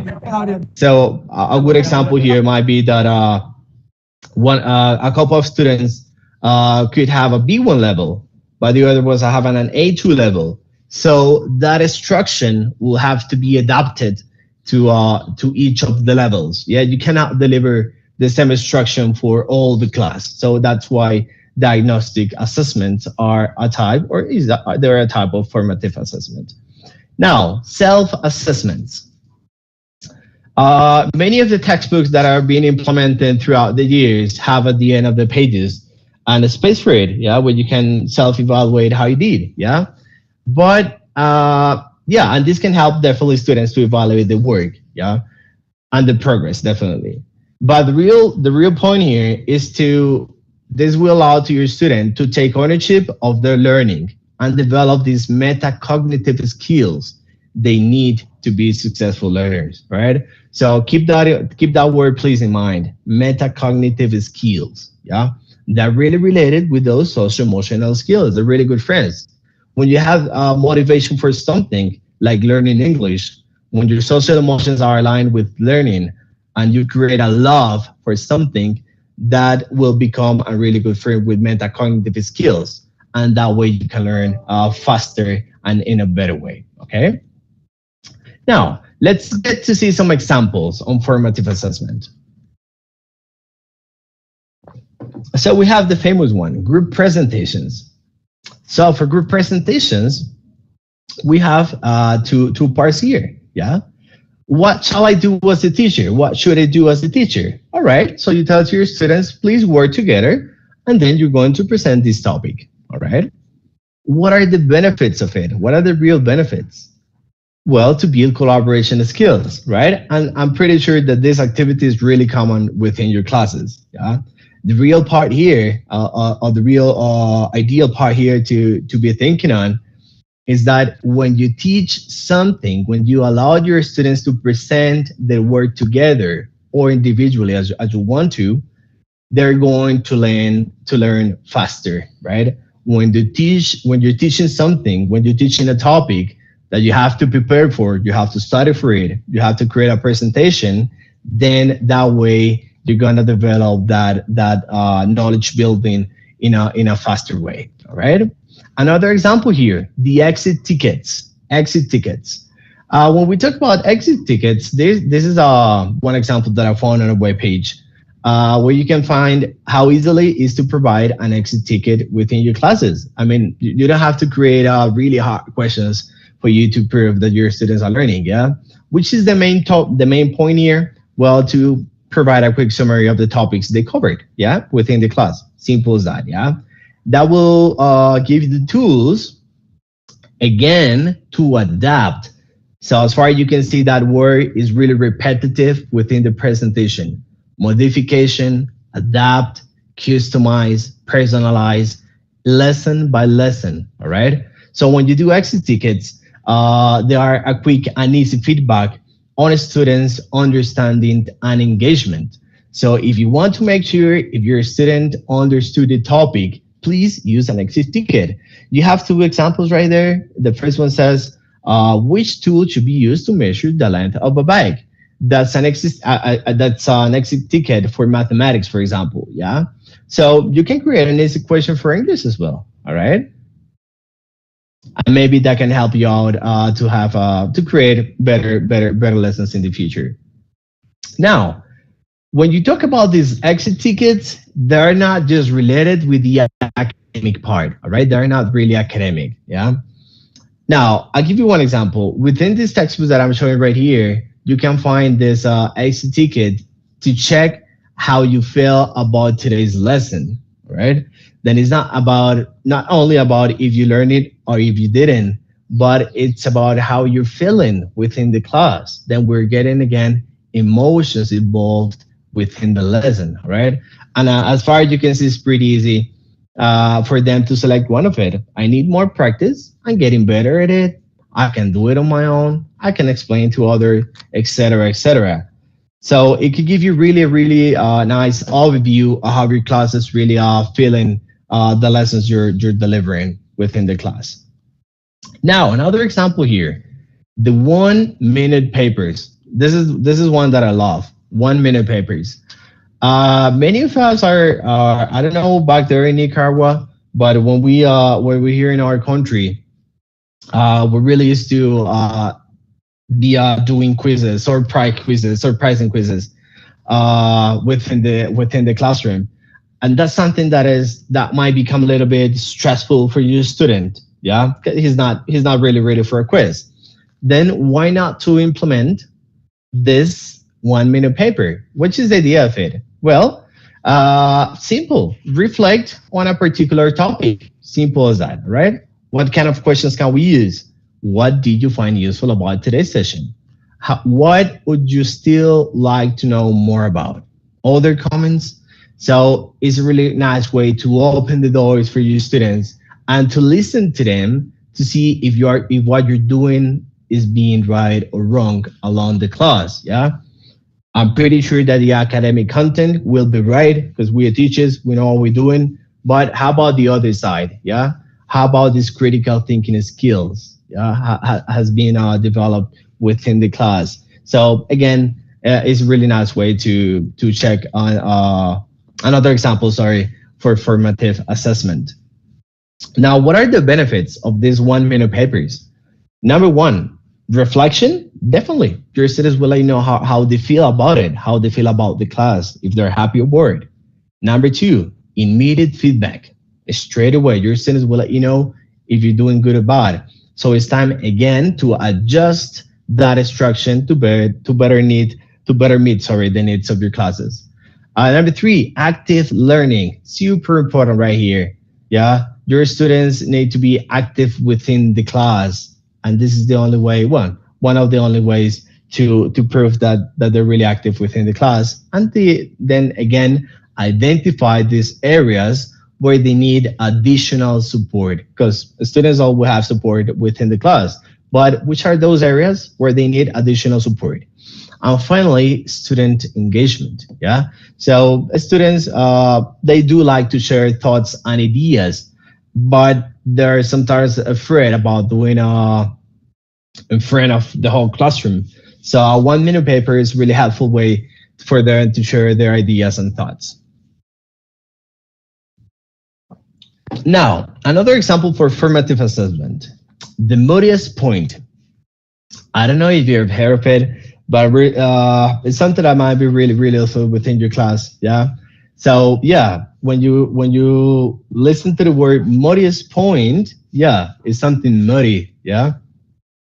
And the main idea here is where your students can answer or give you the information about those areas where they're still confused or unsure. Yeah, they are in the muddy part. They cannot get out of there by themselves, so they need help to be pulled. Yeah, or as you can see here in the image, the several ways you can go to. Yeah, so you as a teacher will be the guide to tell your students, okay, you have to take this way, you have to go that way, you have to do this, you have to do that in order to improve. Yeah. So if you want to go for the Modius point, go ahead and do it, because it's something really, really easy to improve within your classes. And I will give you, as you can read there, an insight, really insight, yeah, not just an overview, but an insight on which areas to focus within your teaching. Now, what are some benefits of implementing this formative assessment for language learners? Number 1, increase motivation. Something that is really hard for these days. Students are not really motivated to study, to learn. So how can I get to increase this motivation with my students? Well, number 1, please clarify your learning goals with them. That's number 1. Whenever you get to the classroom, let them know where they're going to, okay? It's like going on a trip. When you're going on a trip, you want to know where you're going to, right? You're really expecting what to see. They'll show you some pictures. They'll tell you what the destination is, and you know probably what's going to happen, but you know which are the goals for that trip. Well, it's the same when you're in a class. You have to know which the goals are. Then again, you can, with this increased motivation within formative assessment, when you give clear goals to your students, you have what we call self-regulated learning. Yeah. So this self-regulated learning is how can I motivate myself to learn better? Yeah. To how can I be a better student? Sorry. That's what we call self-regulation. Yeah. Another example, another benefit, for formative assessment is that you can greater classroom engagement, right? Which is pretty much related with motivations as well. Yeah. If your students are engaged within the class, then they will be motivated. Yeah. So invitation here, as I told you minutes ago, please make your students feel safe to make mistakes and learn from them. Yeah. This is something normal and natural. Of course, this might be a little bit frustrating for us as teachers when we're teaching, but it's something natural. Yeah, make mistakes is something natural. So give your students that opportunity to feel safe to commit that, to do that. Now, another example, another benefit, improvement in performance. So many of us really worried about why not my students having progression within the language. Yeah. Well, when you have formative assessment in your class, related with that constructive and continuous feedback. This will let you know which areas of weaknesses your students should improve their performance. Yeah. So if you don't know which is the way they have to improve, there's no way to improve. Yeah. If you don't have the data, I mean, there's no point on how they can properly improve. Now, which is the role? What is the role of teachers in formative assessment? So I want you to think right now for a minute. What is your role in the class? Just to get there in front of your students and talk in English, talk to them in English, or what is the real role? Well, I have 3 examples here. Number 1, setting standards. You are in charge to set those standards for your students.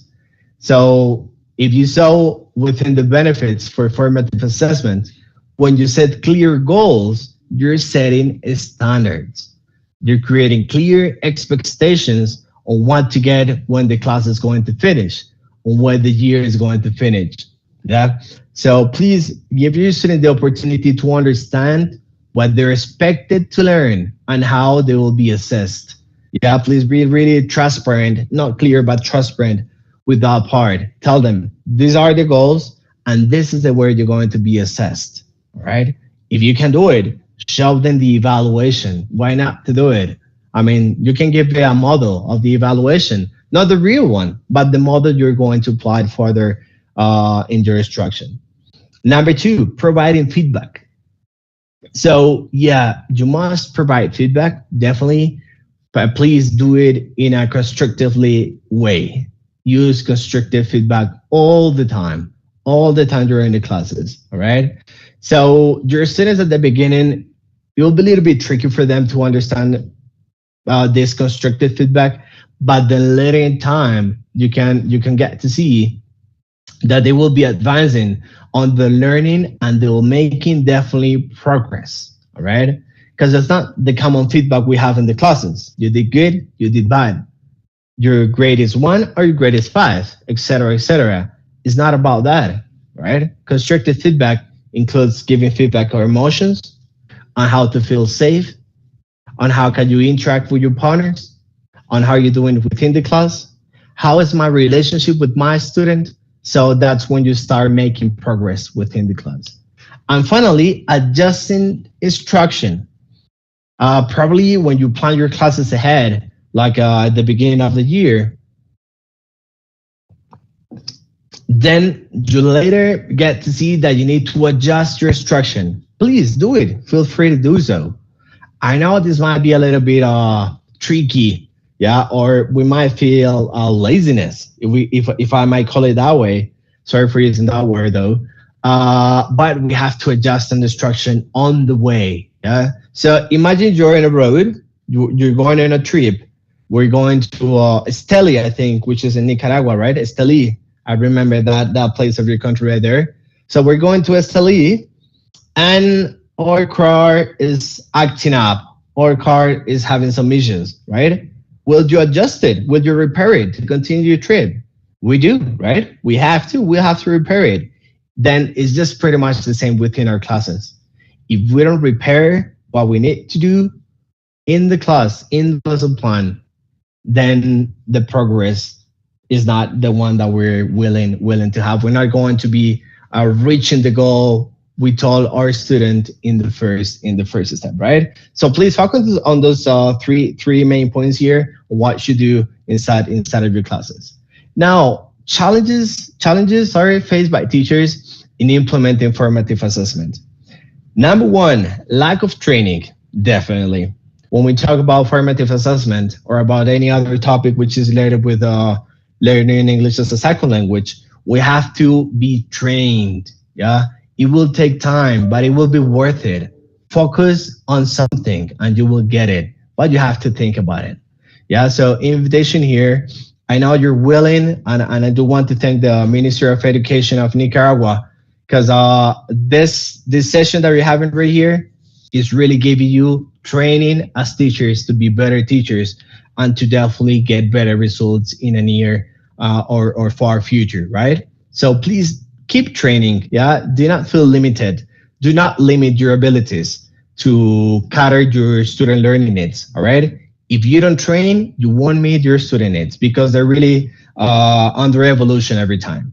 Number two, time constraints. Yeah, classes are really short. They go really fast, right? So formative assessment can be time consuming. Yeah, definitely.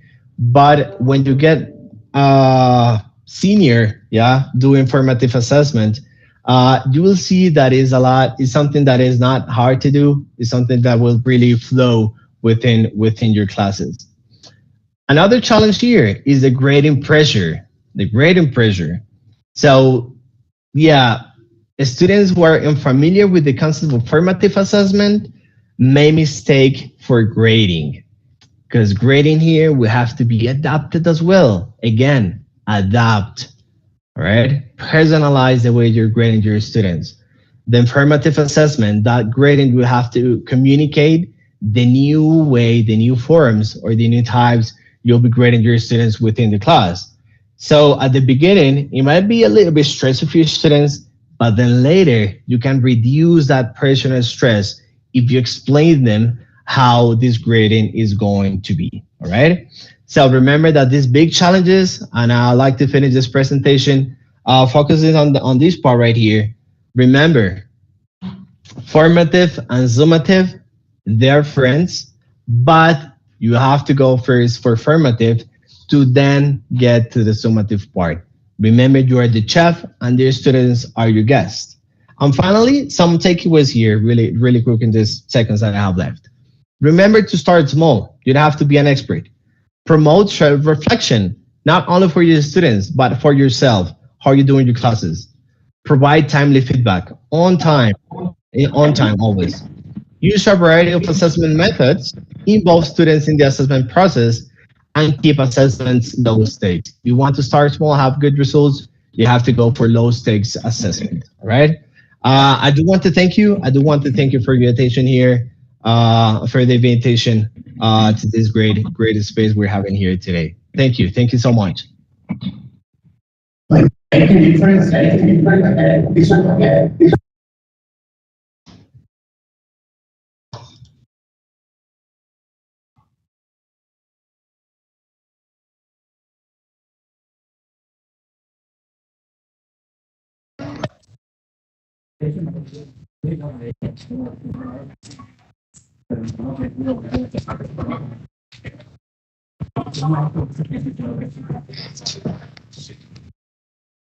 Process, because it exactly gives some kind of ideas on inside how to apply this process during learning, right?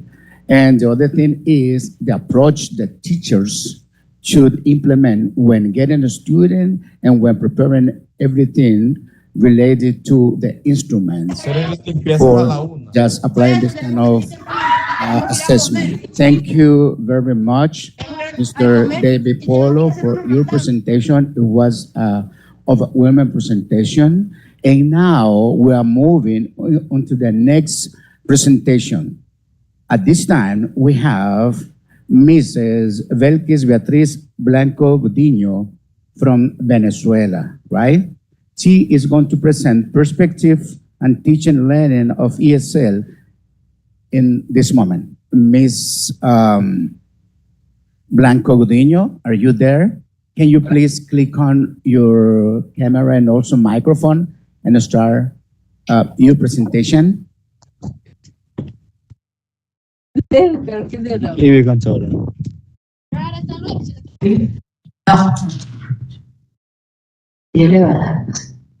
Mrs. Blanco Gudiño from Venezuela, Belkis? Yeah, for sure. Come on, go ahead.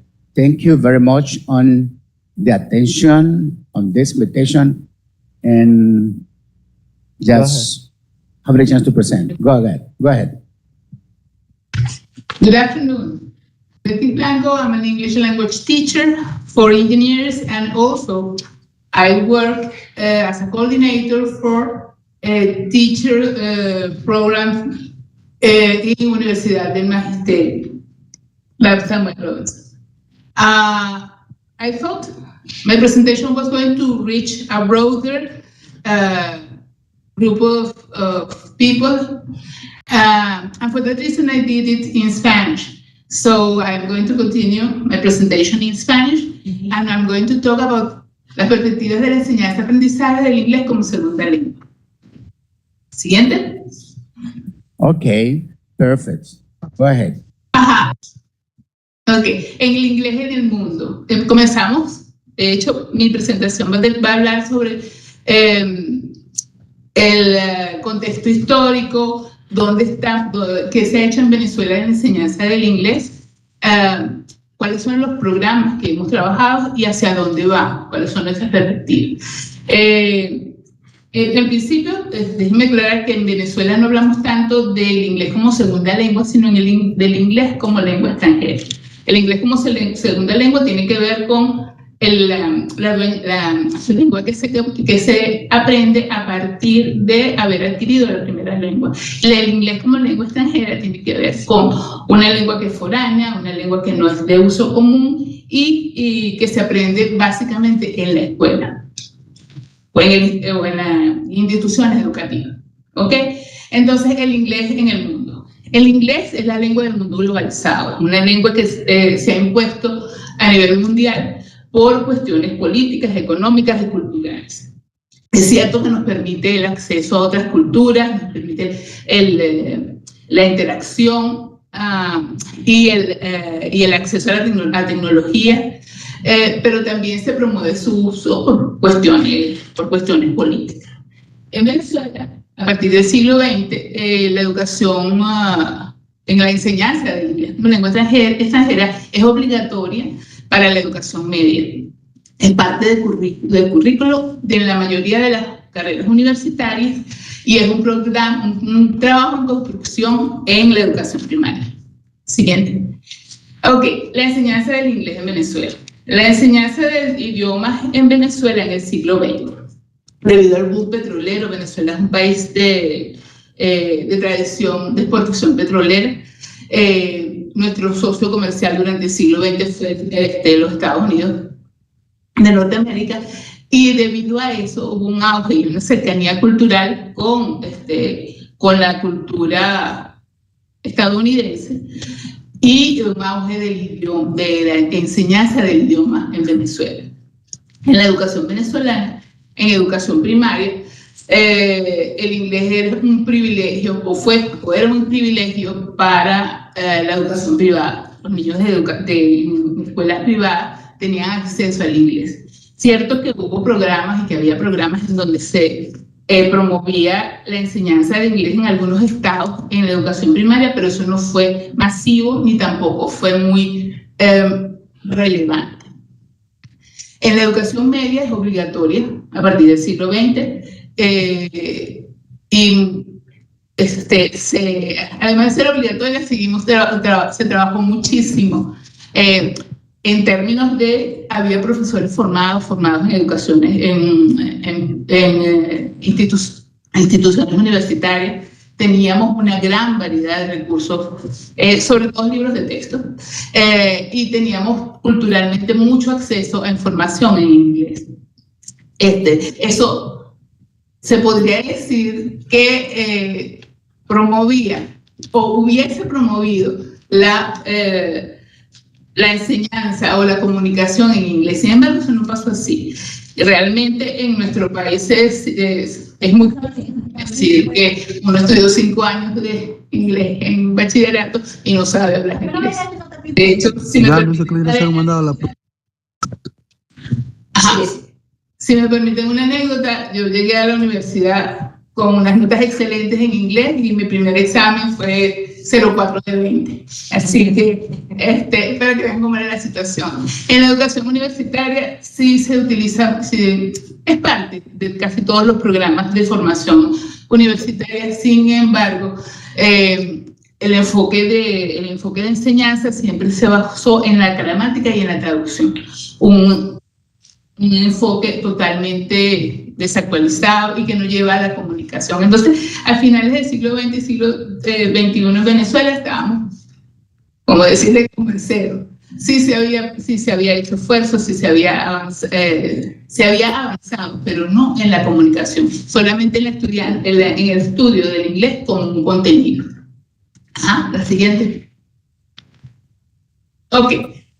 A partir del siglo XXI hubo varias iniciativas promovidas por el gobierno bolivariano donde se pretendía cambiar esta estructura de enseñanza del inglés.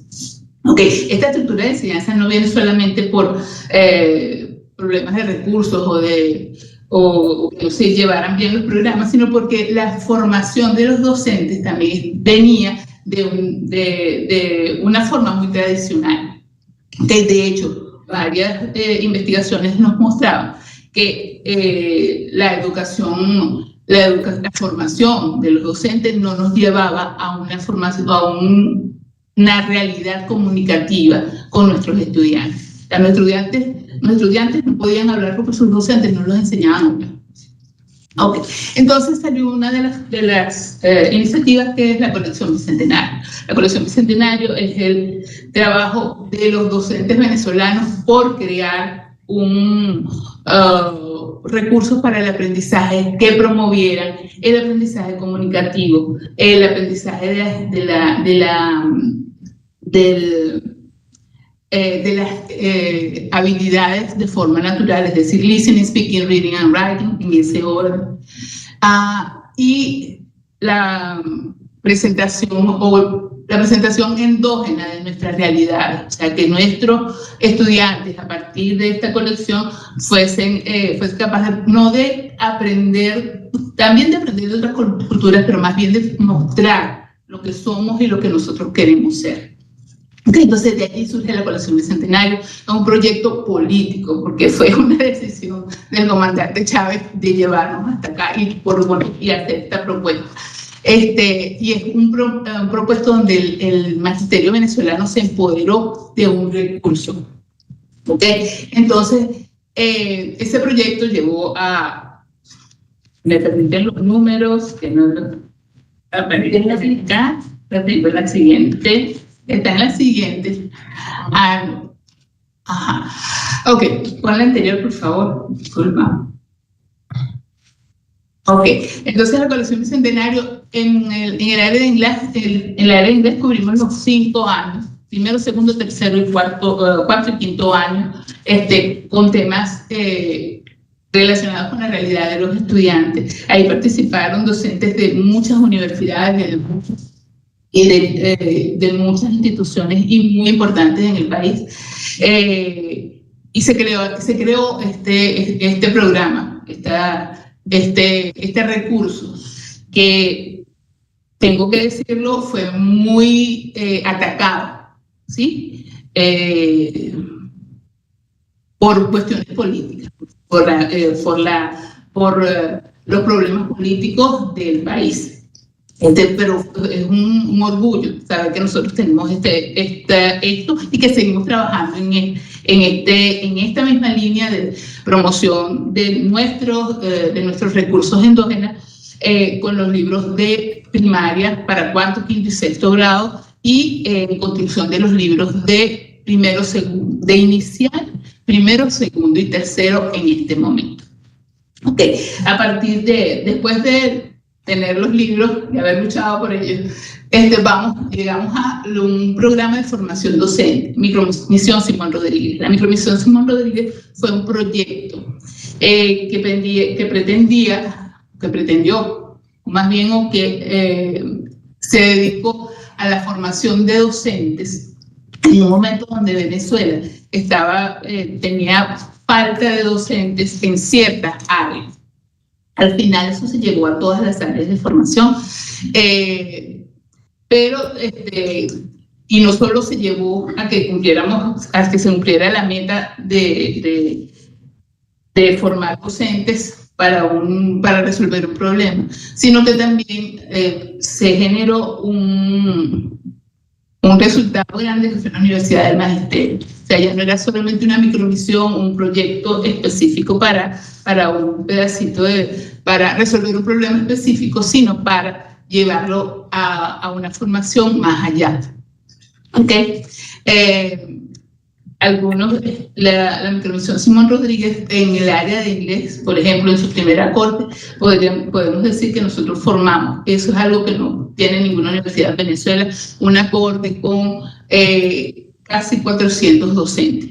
Eso no es, eso en Venezuela, en nuestro país y en nuestro contexto, sobre todo en un contexto de guerra económica, en un contexto de lucha por sobrevivir, que los docentes hayan tomado la iniciativa de formarse en ese periodo de tiempo, es muy, muy valioso. En este proyecto de micromisión Simón Rodríguez participaron CENAMEC, por supuesto el Ministerio de Educación, el British Council, que ha sido durante 2 años, desde el año 2015, ha sido un apoyo en la formación de docentes y en el apoyo de publicaciones y de recursos.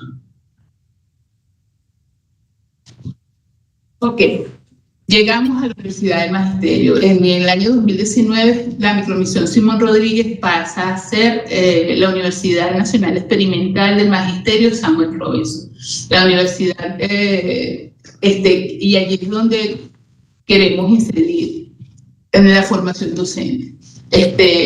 La Universidad del Magisterio tiene programas de formación en inglés a nivel de progrado y posgrado, incluyendo especializaciones en inglés para primaria y inglés como lengua extranjera, una maestría en inglés como lengua extranjera y un doctorado en educación. ¿Cuál es la perspectiva y qué es lo que queremos lograr en la UNED? La formación de docentes que lleguen a todo, que atiendan todo el sistema educativo en todos sus niveles y todas sus modalidades. Okay. Eso por una parte, y también hemos trabajado muchísimo en las tecnologías de la información y comunicación en lengua extranjera. Allí les muestro algunos de los proyectos que hemos tenido, nuestras publicaciones que hemos hecho con el British Council y también con CENAMEC. Ajá, la siguiente.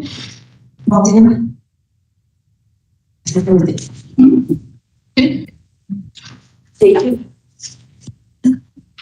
Segundo. Muy bien. Ajá. Bueno, para concluir, ¿hacia dónde vamos? ¿Hacia dónde vamos en Venezuela? Tenemos recursos creados por nosotros mismos, tenemos una universidad que nos apoya, la rectora acá, tenemos problemas, porque todavía nos falta formar muchos docentes y tenemos limitaciones. Pero a partir de este año estamos trabajando en el inglés a partir de educación inicial. Nosotros tenemos una experiencia desde el 2016 en inglés para cuarto, quinto y sexto grado. ¿Okay? A partir de este año estamos comenzando desde educación inicial. Es un reto también, pero un reto donde las maestras de aula han hecho todo lo posible por promover el inglés en sus espacios. A veces sin formación y por iniciativa propia. Sin embargo, creo que tenemos la oportunidad de desarrollarlo más allá.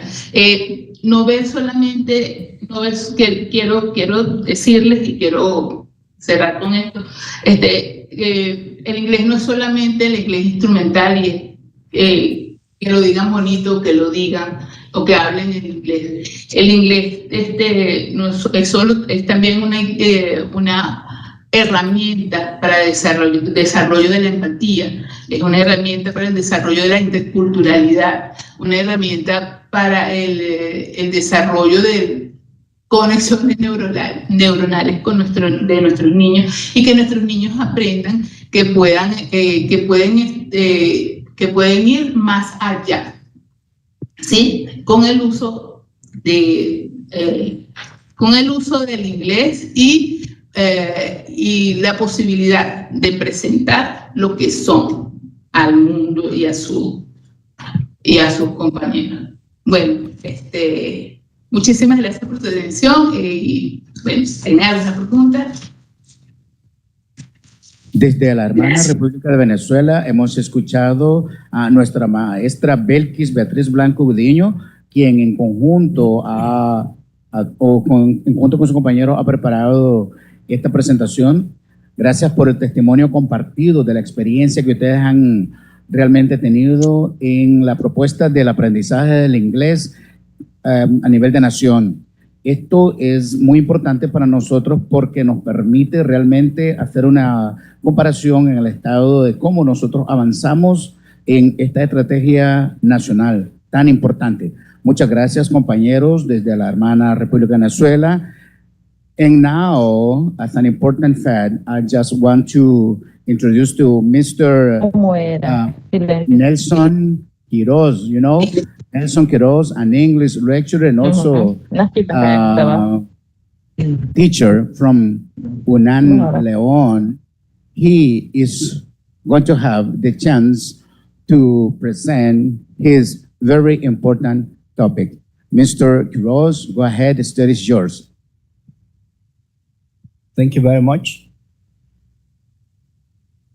Well, good morning. It's a pleasure for me today to be here, being part of this great project that the government has with the students in high school and also the primary school. The topic I'm going to talk today is assessment for competency-based learning according to the SURF.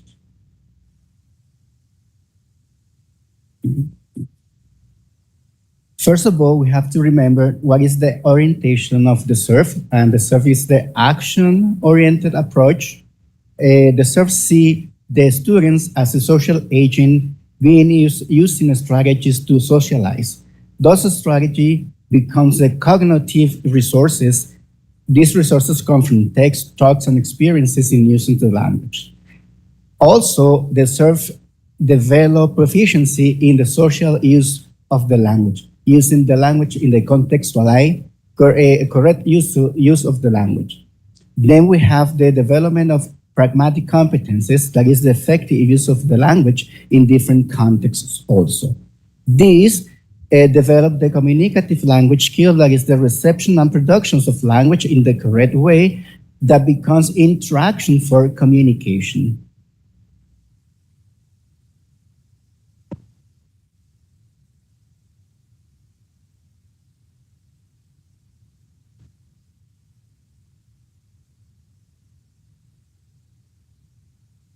Okay, the competence-based assessments require students to demonstrate what they can do with the language. And these demonstrations is through the taking actions, making something, or speaking and writing in the proper way.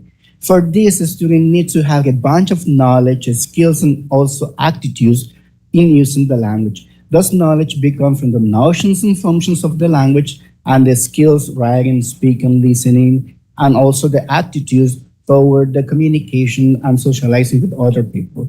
These become competencies for the actions in the language. Then we have proficiency and competency. Proficiency and competency are both were linked together when we are learning a language or we are teaching a language. The competencies refers to the essential skills required for doing the mastery of the language, and the proficiencies implies a certain mastery of them. I will see in the chart, we have the competencies and the proficiency level, and also the context in what we use the language for communication.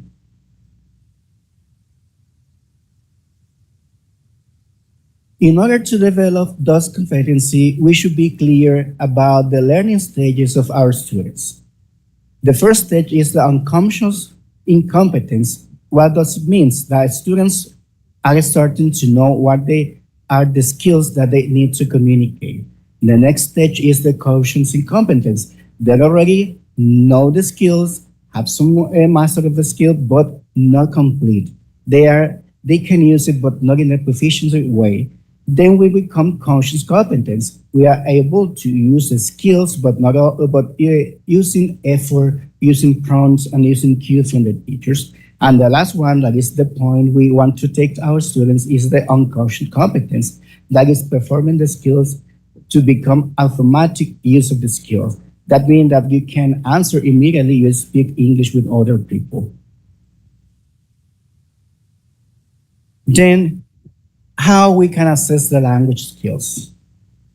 The listening, speaking, reading, and writing. The most important considerations in designing the language assessment are three aspects. One, we should be sure to cover all the typical tasks and environments when we are trying to repeat or make a repetition of the language in the classroom. We have to take into account all the social situations that we can use in the real situations. Also, the range of difficulty aligned with a surf.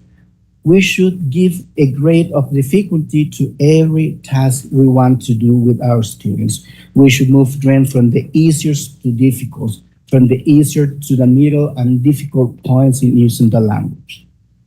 Remember that the focus of the surf is to use the language in a proper way, and the scale provide information or task demands for each ability that the student have to master in the language.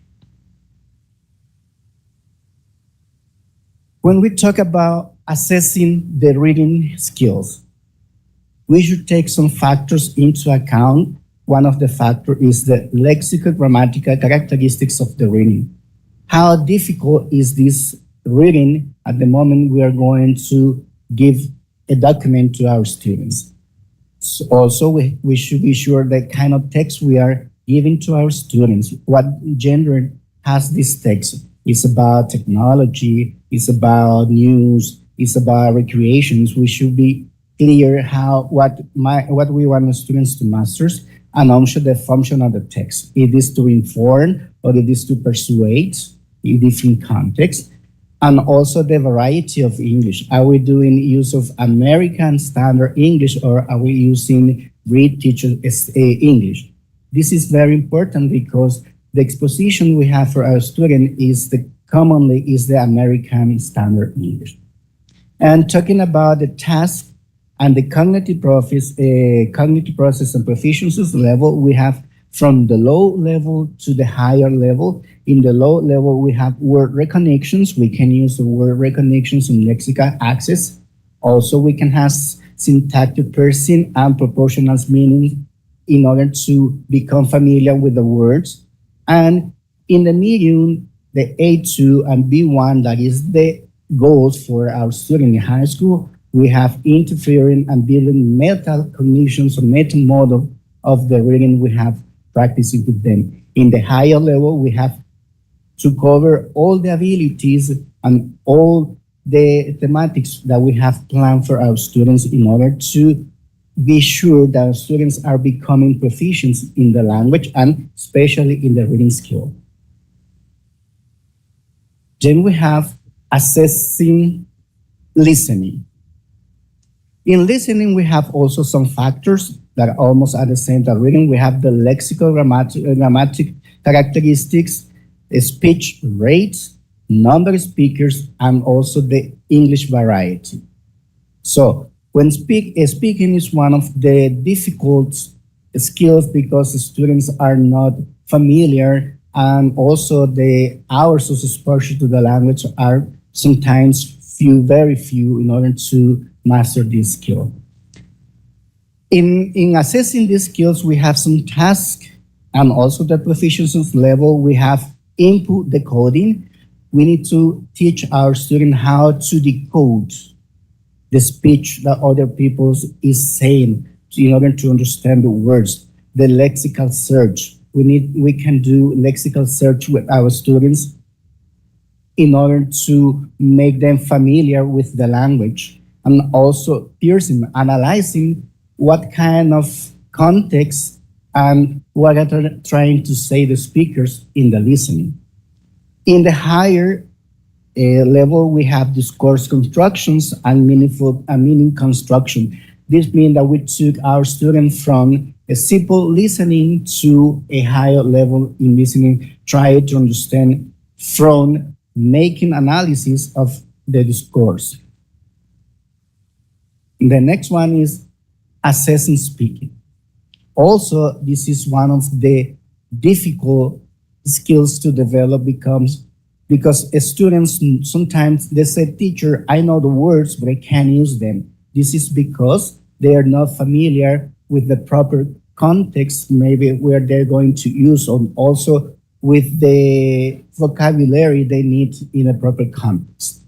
For this situation, we need to take the following factors into account. The responses format. Are we teaching our students to respond out of the cues we are giving them or out of the prompts we are giving them? Because the students sometimes they link to the prompt. They use the same structure that the teacher is giving. So we need to teach them how to use the structure, but change the vocabulary, change the words in order to have another structure and get a proper of this speaking task. Also, we can implement some tasks by initiate speaking task. We can give some topics and they can initiate the task in speaking.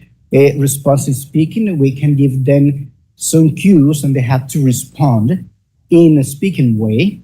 And in the medium, we have from A2 to the level B1, we have responsive tasks, intensive speaking tasks. We can give them speaking cues and they have to make intensive responses to this speaking, and also interactive speaking, like doing some role plays and also having kind of an interview with the teachers.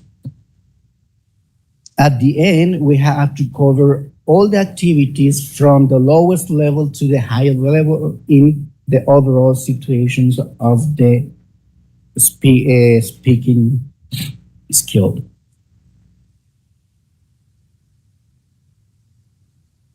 So the last one is the writing. Also, the writing skills is one of the difficult because we have to decode.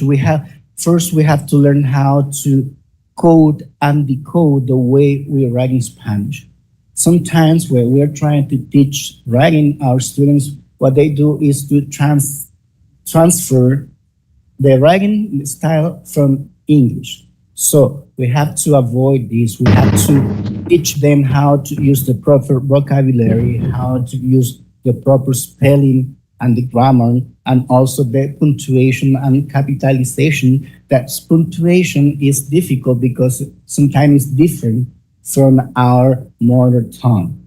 In the lower levels, we can use vocabulary, trying to teach vocabulary and assess the kind of vocabulary we are trying to do with our students, from simple to complex. And in the medium, we have the use of capitalization, punctuation, clarity, and fluency of the writing style. And in the highest level, we have the format and organization. We need to give the prompt to follow and also to imitate the same style of writing that we are given. We can teach our students how to write informative paragraph, how to write descriptive paragraph, and using all those kind of tasks to assess from the lowest to the highest level.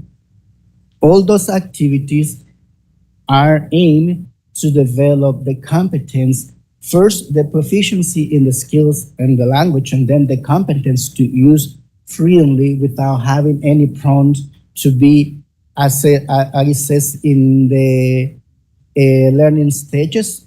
We need to become our students to take from being a conscious competence to unconscious competence, to make them to perform their skills automatically without needing any prompt or needing any cue to use them or to remember them. As we see in this chart, the overall language proficiency, we have the general competence that are the interactions or know how to do something with the language, the skills and know how to use it, to use them properly in a certain way, and also the ability to learn and change our learning. In the second competence, we have the language competence, listening, speaking, reading, and writing, using the social linguistics competence and how to use the language in a proper way. For example, how we are going to greet an older person, like a young or a friend. Also, we have the communication language activities that is to recognize, produce, and interaction with other people in terms of using the language in a proper way. And also we have the communication strategies, how we received information, are we able to understand everything that other people is saying? Also the production, are we producing the correct way the language, being used of the social and pragmatic competence, and also the moderation, are we able to understand and take turns when it is required to be in a correct use of the language? Well, thank you very much. Those were some of the strategies and tasks we can use for assessing the language from the lowest level to the highest levels. If you have any questions or comment, I will be grateful to hear. Here we have some of the reference I was using for doing these short presentations. Thank you very much. Okay, thank you very much, my dear teacher, Mr. Quiroz. It was a great example of how teachers can prepare all the instrument also materials to assess in the specific way the skills. In this case, I can say that it was great when I saw that in the different instrument we can use very specific skills ideas to check the progress of the student. For example, in a speaker, language production is how the students assemble the various chunks of part of their linguistic competence or lexical competence. Thank you very much. Okay, this forum is moving to a conclusion, and now we had exactly a very important moment. We have the interaction, from many different parts of Nicaragua. We have the time for asking and answer questions. Okay, good. The first one to participate in this moment is Mr. Hurtado, Jairo Hurtado from Boaco. Jairo Hurtado is going to have a question for Ms. Sofia Gomez. Jairo Hurtado, are you there, Mr. Hurtado? Hi, good morning, Mr. Carlos. Okay, go ahead. Go ahead. Okay, just a minute.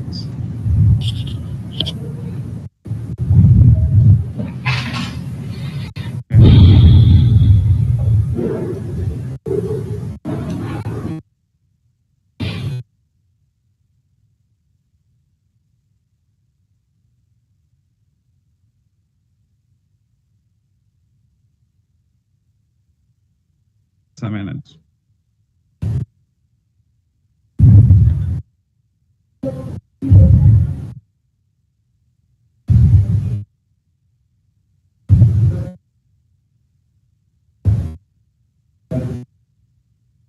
Yes, Mr. Hurtado? Please, go ahead. I'm here. Okay, thank you so much for this invitation, this international forum that I feel really excited right now. I'm so happy being here. So, because I was watching many strategies to apply for students in the classrooms. Thank you so much. So, about one question is, what are some specific techniques that we as English teachers can practice in order to take a student from the point of conflict to interactions? This is my question for you. Okay, thank you very much for that question. It's a great question, and that's something we work on every day. And there are many key components, but I would say the first one would be like motivation. Students really need to see that the components, everything we do in the classroom, wants them to really participate in a way in which they give their opinions, in which they see that it's based in the context of Nicaragua. It's not only English as a global language, but they can also see maybe some typical food in their English book, right? Because it's learning English and teaching English should not be something that they have that they see the whole world, but they don't see their own country. Should be a combination of both. In that way, they should be more motivated and engaged in the classes. Thank you very much for your question. Okay, I appreciate it a lot. Thank you so much. Thank you very much, Ms. Sofia Gomez, and also Hurtado for this kind of great interaction. Now we move on to the next question. And now we had a chance, for Ms. Yara Quedo. Yara Quedo is from León Municipio. She is going to have a very specific question for Mr. David Paul. Ms. Yara Quedo, are you there? Could you please click? Yes. On? Yes. Go ahead. Well, first of all, thank you, David Polo, for your presentation. I really enjoy listening to each one of you guys. I think you were very accurate.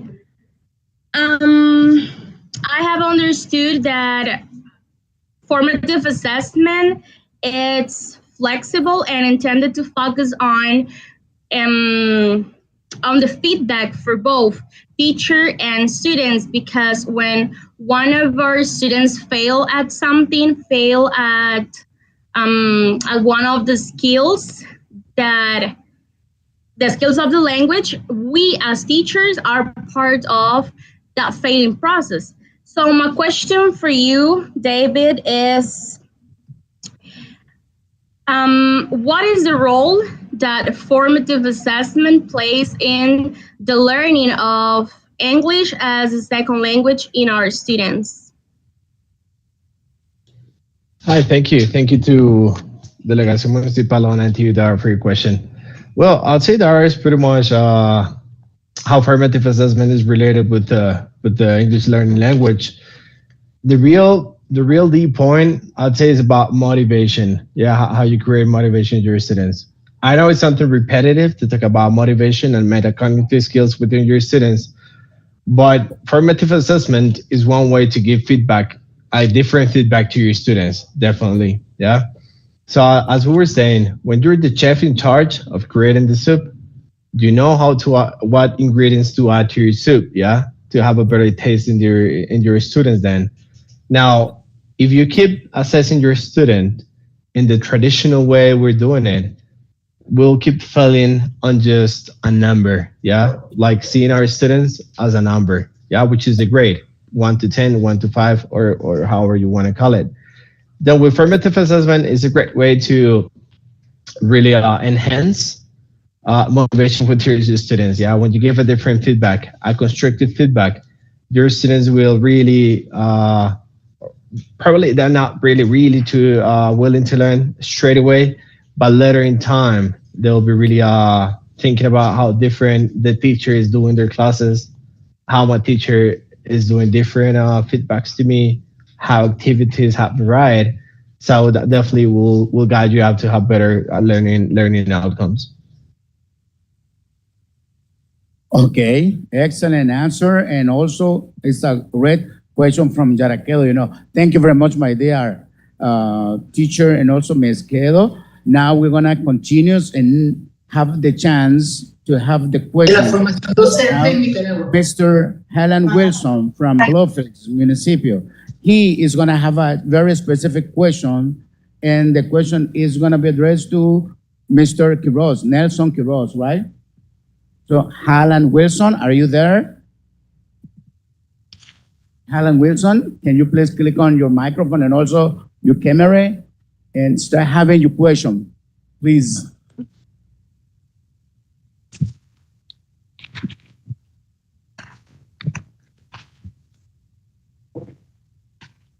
Yeah, is there. Thank you very much, Mr. Wilson. Go ahead.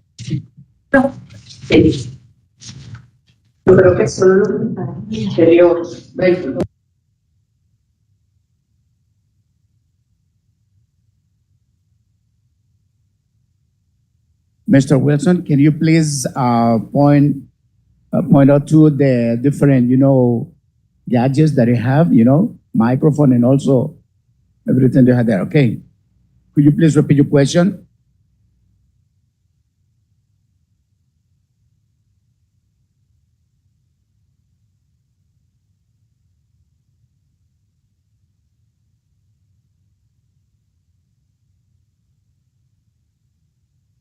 So sorry, we can't listen. We cannot listen, okay? We cannot listen.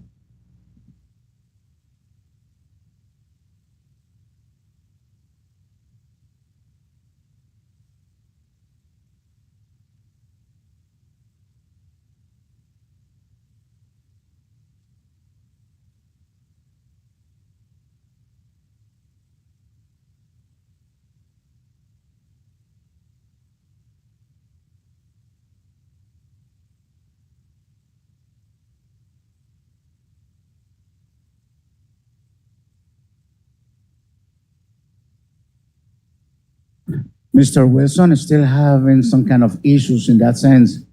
Please check off everything. Okay, we're gonna move on to the next question. Meanwhile, Mr. Wilson is preparing everything in there. So we had exactly from Muy Maragalpa, Mr. Kessler Martin Burgos. He's gonna have a question to Belkis Blanco. Mr. Burgos, are you there? Yes, I'm here. Okay, go ahead, Mr. Burgos, it is yours.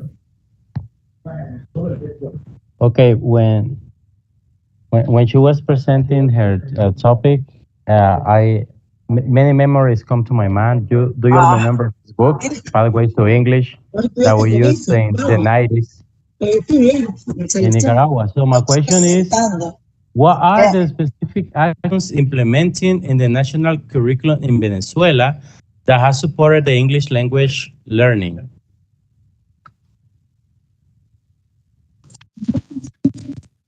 Can you repeat the question, please? Yes. What are Mr. Burgos, could you please repeat the question? Implemented in the national curricula in Venezuela that has supported the English language learning? Okay. In the national curriculum, we have been going through different stages and changes since 2000, since 2000, right from the beginning of this century. We English was included, as I told you, it was obligatory in secondary school.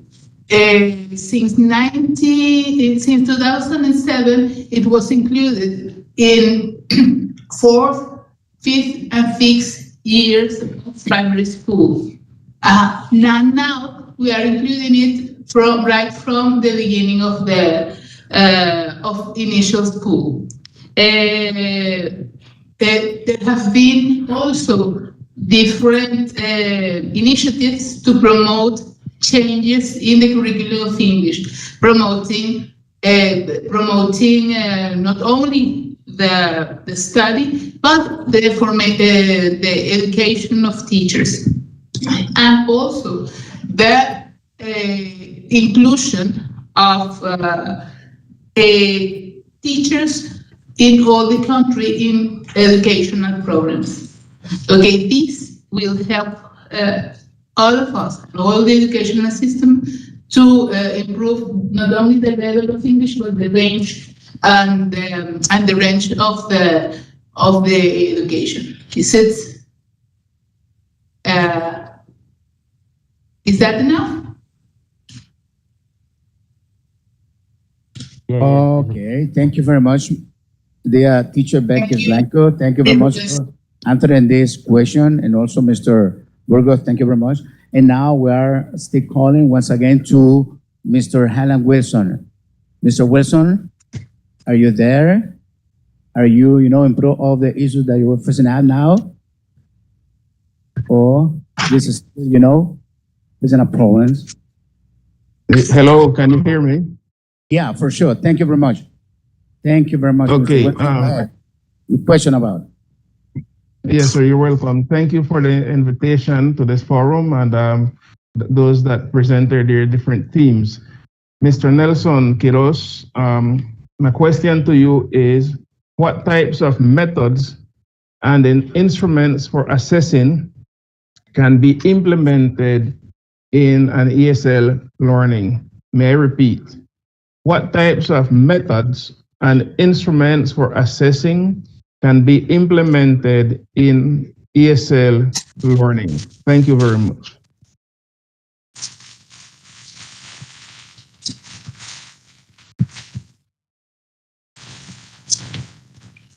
Well, Mr. Wilson, can you hear me? Hello? Yes, sir, Mr. Nelson. Okay, Mr. Wilson. Well, talking about methods and instruments that we can use for assessing ESLs, it could be different. It depends on the level that your student have. Because you can give a higher level task to lower students. So we need to measure and be sure what kind of level they have in and also to analyze the skills that we are going to develop with them. First of all, the method differs. What do you want to develop? You want to develop speaking, listening, or writing. All the method has different approaches and also specific strategies to be used. And talking about the instrument, we can use Realia.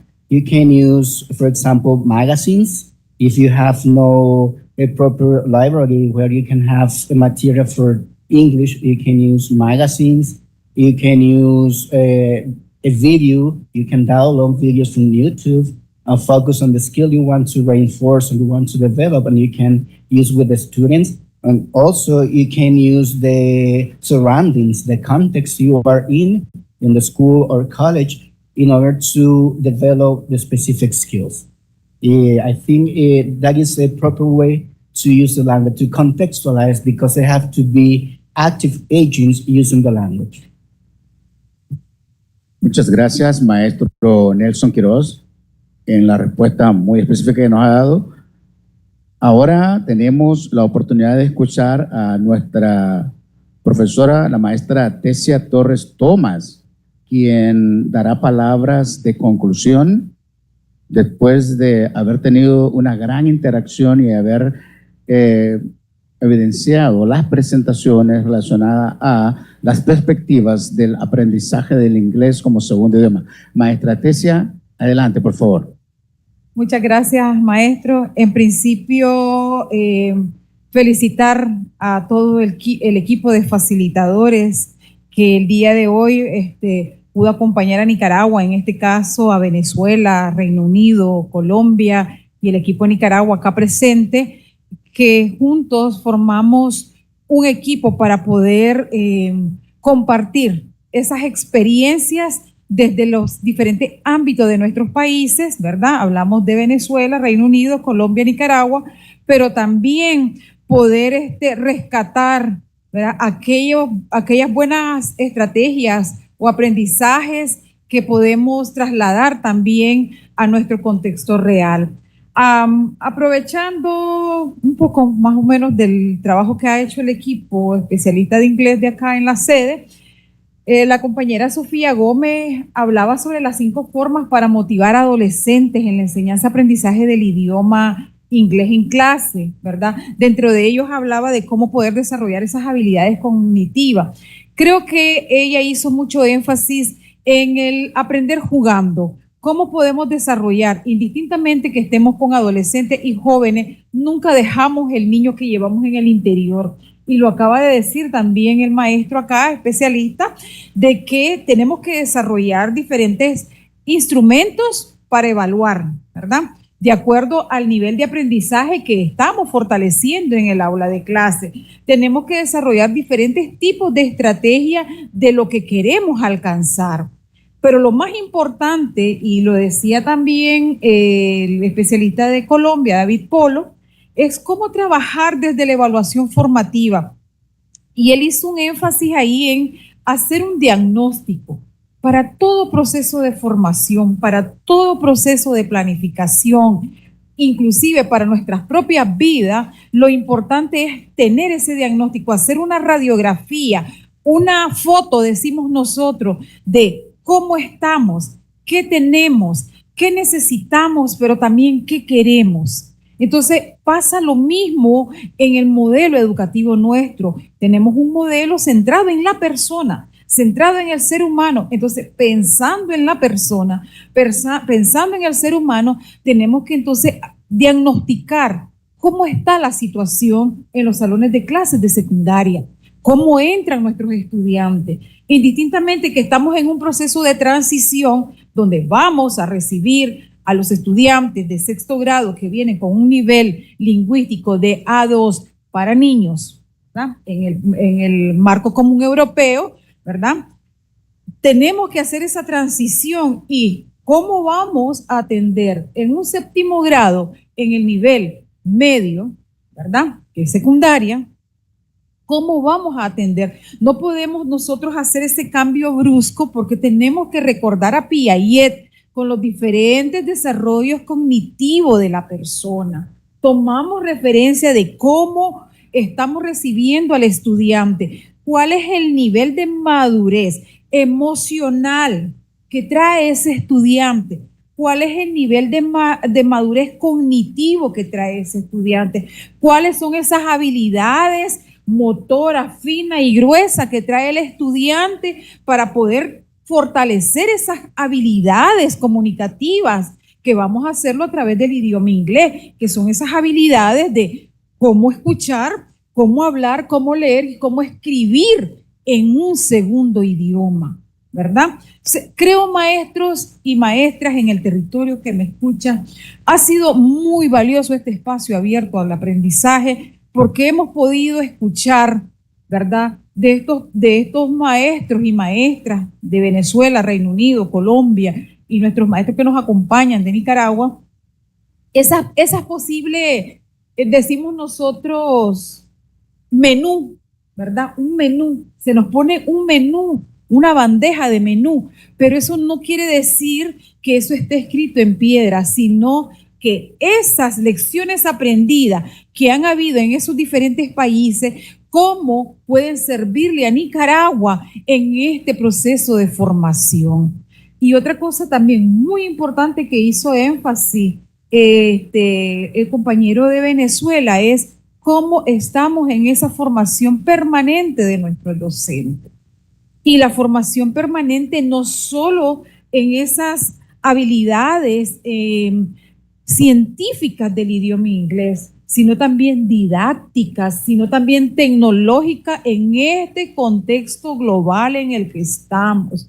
No podemos seguir trabajando en un formato viejo tradicional donde todo tiene que ser escrito en la pizarra, donde todo hay que recetarlo sin perderse una coma, sino que tenemos que trascender utilizando en este contexto la tecnología, como lo decía el maestro, utilizando, decía, diferentes medios audiovisuales, diferentes métodos, diferentes estrategias, porque el estudiante en el Caribe no es el mismo en el Pacífico. Son dos contextos diferentes, tenés dos realidades que no podés darle un mismo tratamiento. Y creo que los especialistas, nuestros panelistas aquí, lo que nos han tratado de decir es precisamente eso, decirnos de que hay una variedad de experiencias, hay una variedad de cosas que podemos implementar,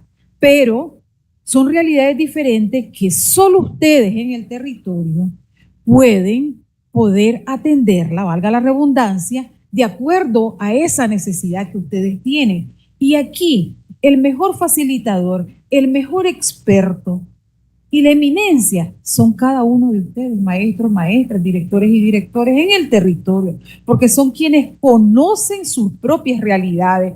Lo que me funciona a mí en el Caribe, es posible que no funcione en el Pacífico, ni ahí mismo dentro del Caribe. Podés estar en el Caribe en una escuela, ni siquiera un aula se parece a otra, ni siquiera eso. O sea, el maestro aquí es clave. Y a mí me alegra estar escuchando cómo los maestros que están conectados han estado haciendo preguntas. Y eso quiere decir que hay mucho compromiso, mucho interés para fortalecer esas competencias científicas como especialistas, pero también didácticas como maestros y maestras que son cada uno de ellos.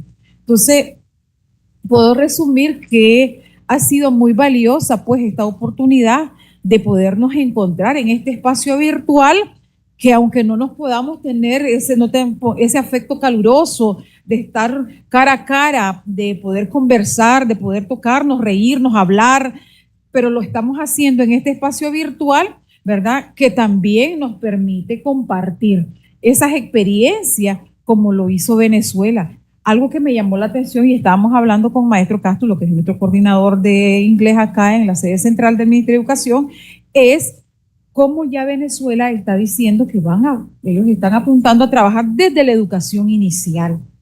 La educación inicial, y están llevando que el inglés en educación primaria es obligatorio, ¿verdad? Creo que también hay algunas experiencias que, como en este caso nuestro hermano país de Venezuela nos comparte, creo que también debemos ir ya haciendo mociones nosotros de qué manera Nicaragua también puede ir apuntándose, ¿verdad?, a trascender hacia allá, hacia decir de que el idioma inglés debería ser obligatorio, y no solo en primaria, en todos los niveles. Así como yo puedo decir que debería ser obligatorio aquí en Nicaragua aprender miquí, aprender mayana, aprender el creol, aprender el inglés en este marco común europeo, pero también a desarrollar bien el idioma español, porque para el misquito hablante el español es su segundo idioma, y también debería ser obligatorio que el misquito aprenda a hablar español, y que el hispanohablante también aprenda a hablar misquito, así como también poder hablar el inglés. Entonces creo yo de que en nuestro bello país, en Nicaragua, un país tan rico en cultura, tan rico en lengua, multicultural, multilingüista, esto permite que seamos, como decimos nosotros, el pedacito de cielo que Dios ha colocado en la tierra, ¿verdad? Donde convergemos tantas culturas, donde tenemos tantas riquezas, y que con estas experticias de nuestros compañeros internacionales y nuestros especialistas nacionales, podemos nosotros también ir fortaleciendo una educación integral, una educación de calidad, sin olvidar la calidez humana. Entonces, agradecerles en nombre de nuestro comandante Daniel y a nuestra compañera Rosario, a los compañeros de Venezuela, a los compañeros de Colombia, Reino Unido, ¿verdad?, por haber estado el día de hoy con nosotros por acá, compartiendo sus buenas experiencias en nombre de nuestra ministra de Educación, en nombre del compañero Salvador, asesor asesor de educación para asuntos de presidencia, ¿verdad? Agradecerle en nombre de la maestra Melba, que en la mañana estuvo con ustedes acá, ¿verdad? Que ella ahorita está atendiendo otra misión, así estamos, entonces nos vamos coordinando, y realmente decirle pues de que Nicaragua es una Nicaragua de paz, es una Nicaragua de victorias educativas, es una Nicaragua aguerrida y una Nicaragua que va avanzando hacia mucho más victorias educativas, con el acompañamiento de colegas internacionales que se disponen de manera muy comprometida y muy voluntariosa en fortalecer una educación de calidad para alcanzar en este 2030 el ODS 4. Hacia allá vamos, hacia allá estamos apuntando y hacia allá seguimos avanzando. Muchas gracias, compañeros y compañeros, y que todos pues sea de mucha prosperidad y sigamos avanzando. Gracias. Gracias, maestra Tesia, por esas palabras muy distinguidas que nos ha compartido y ha hecho una especie de conclusión. Ahora, para despedir este foro internacional, nos ponemos de pie y vamos a escuchar y entonar las notas del himno de la educación.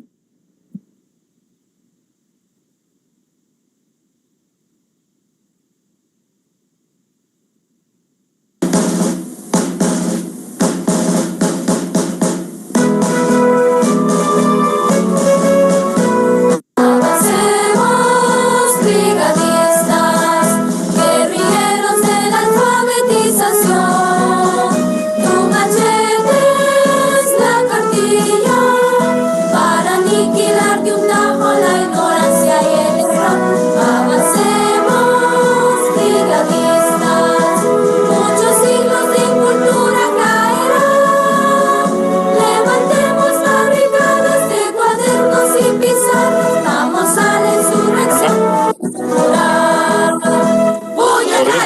me dijo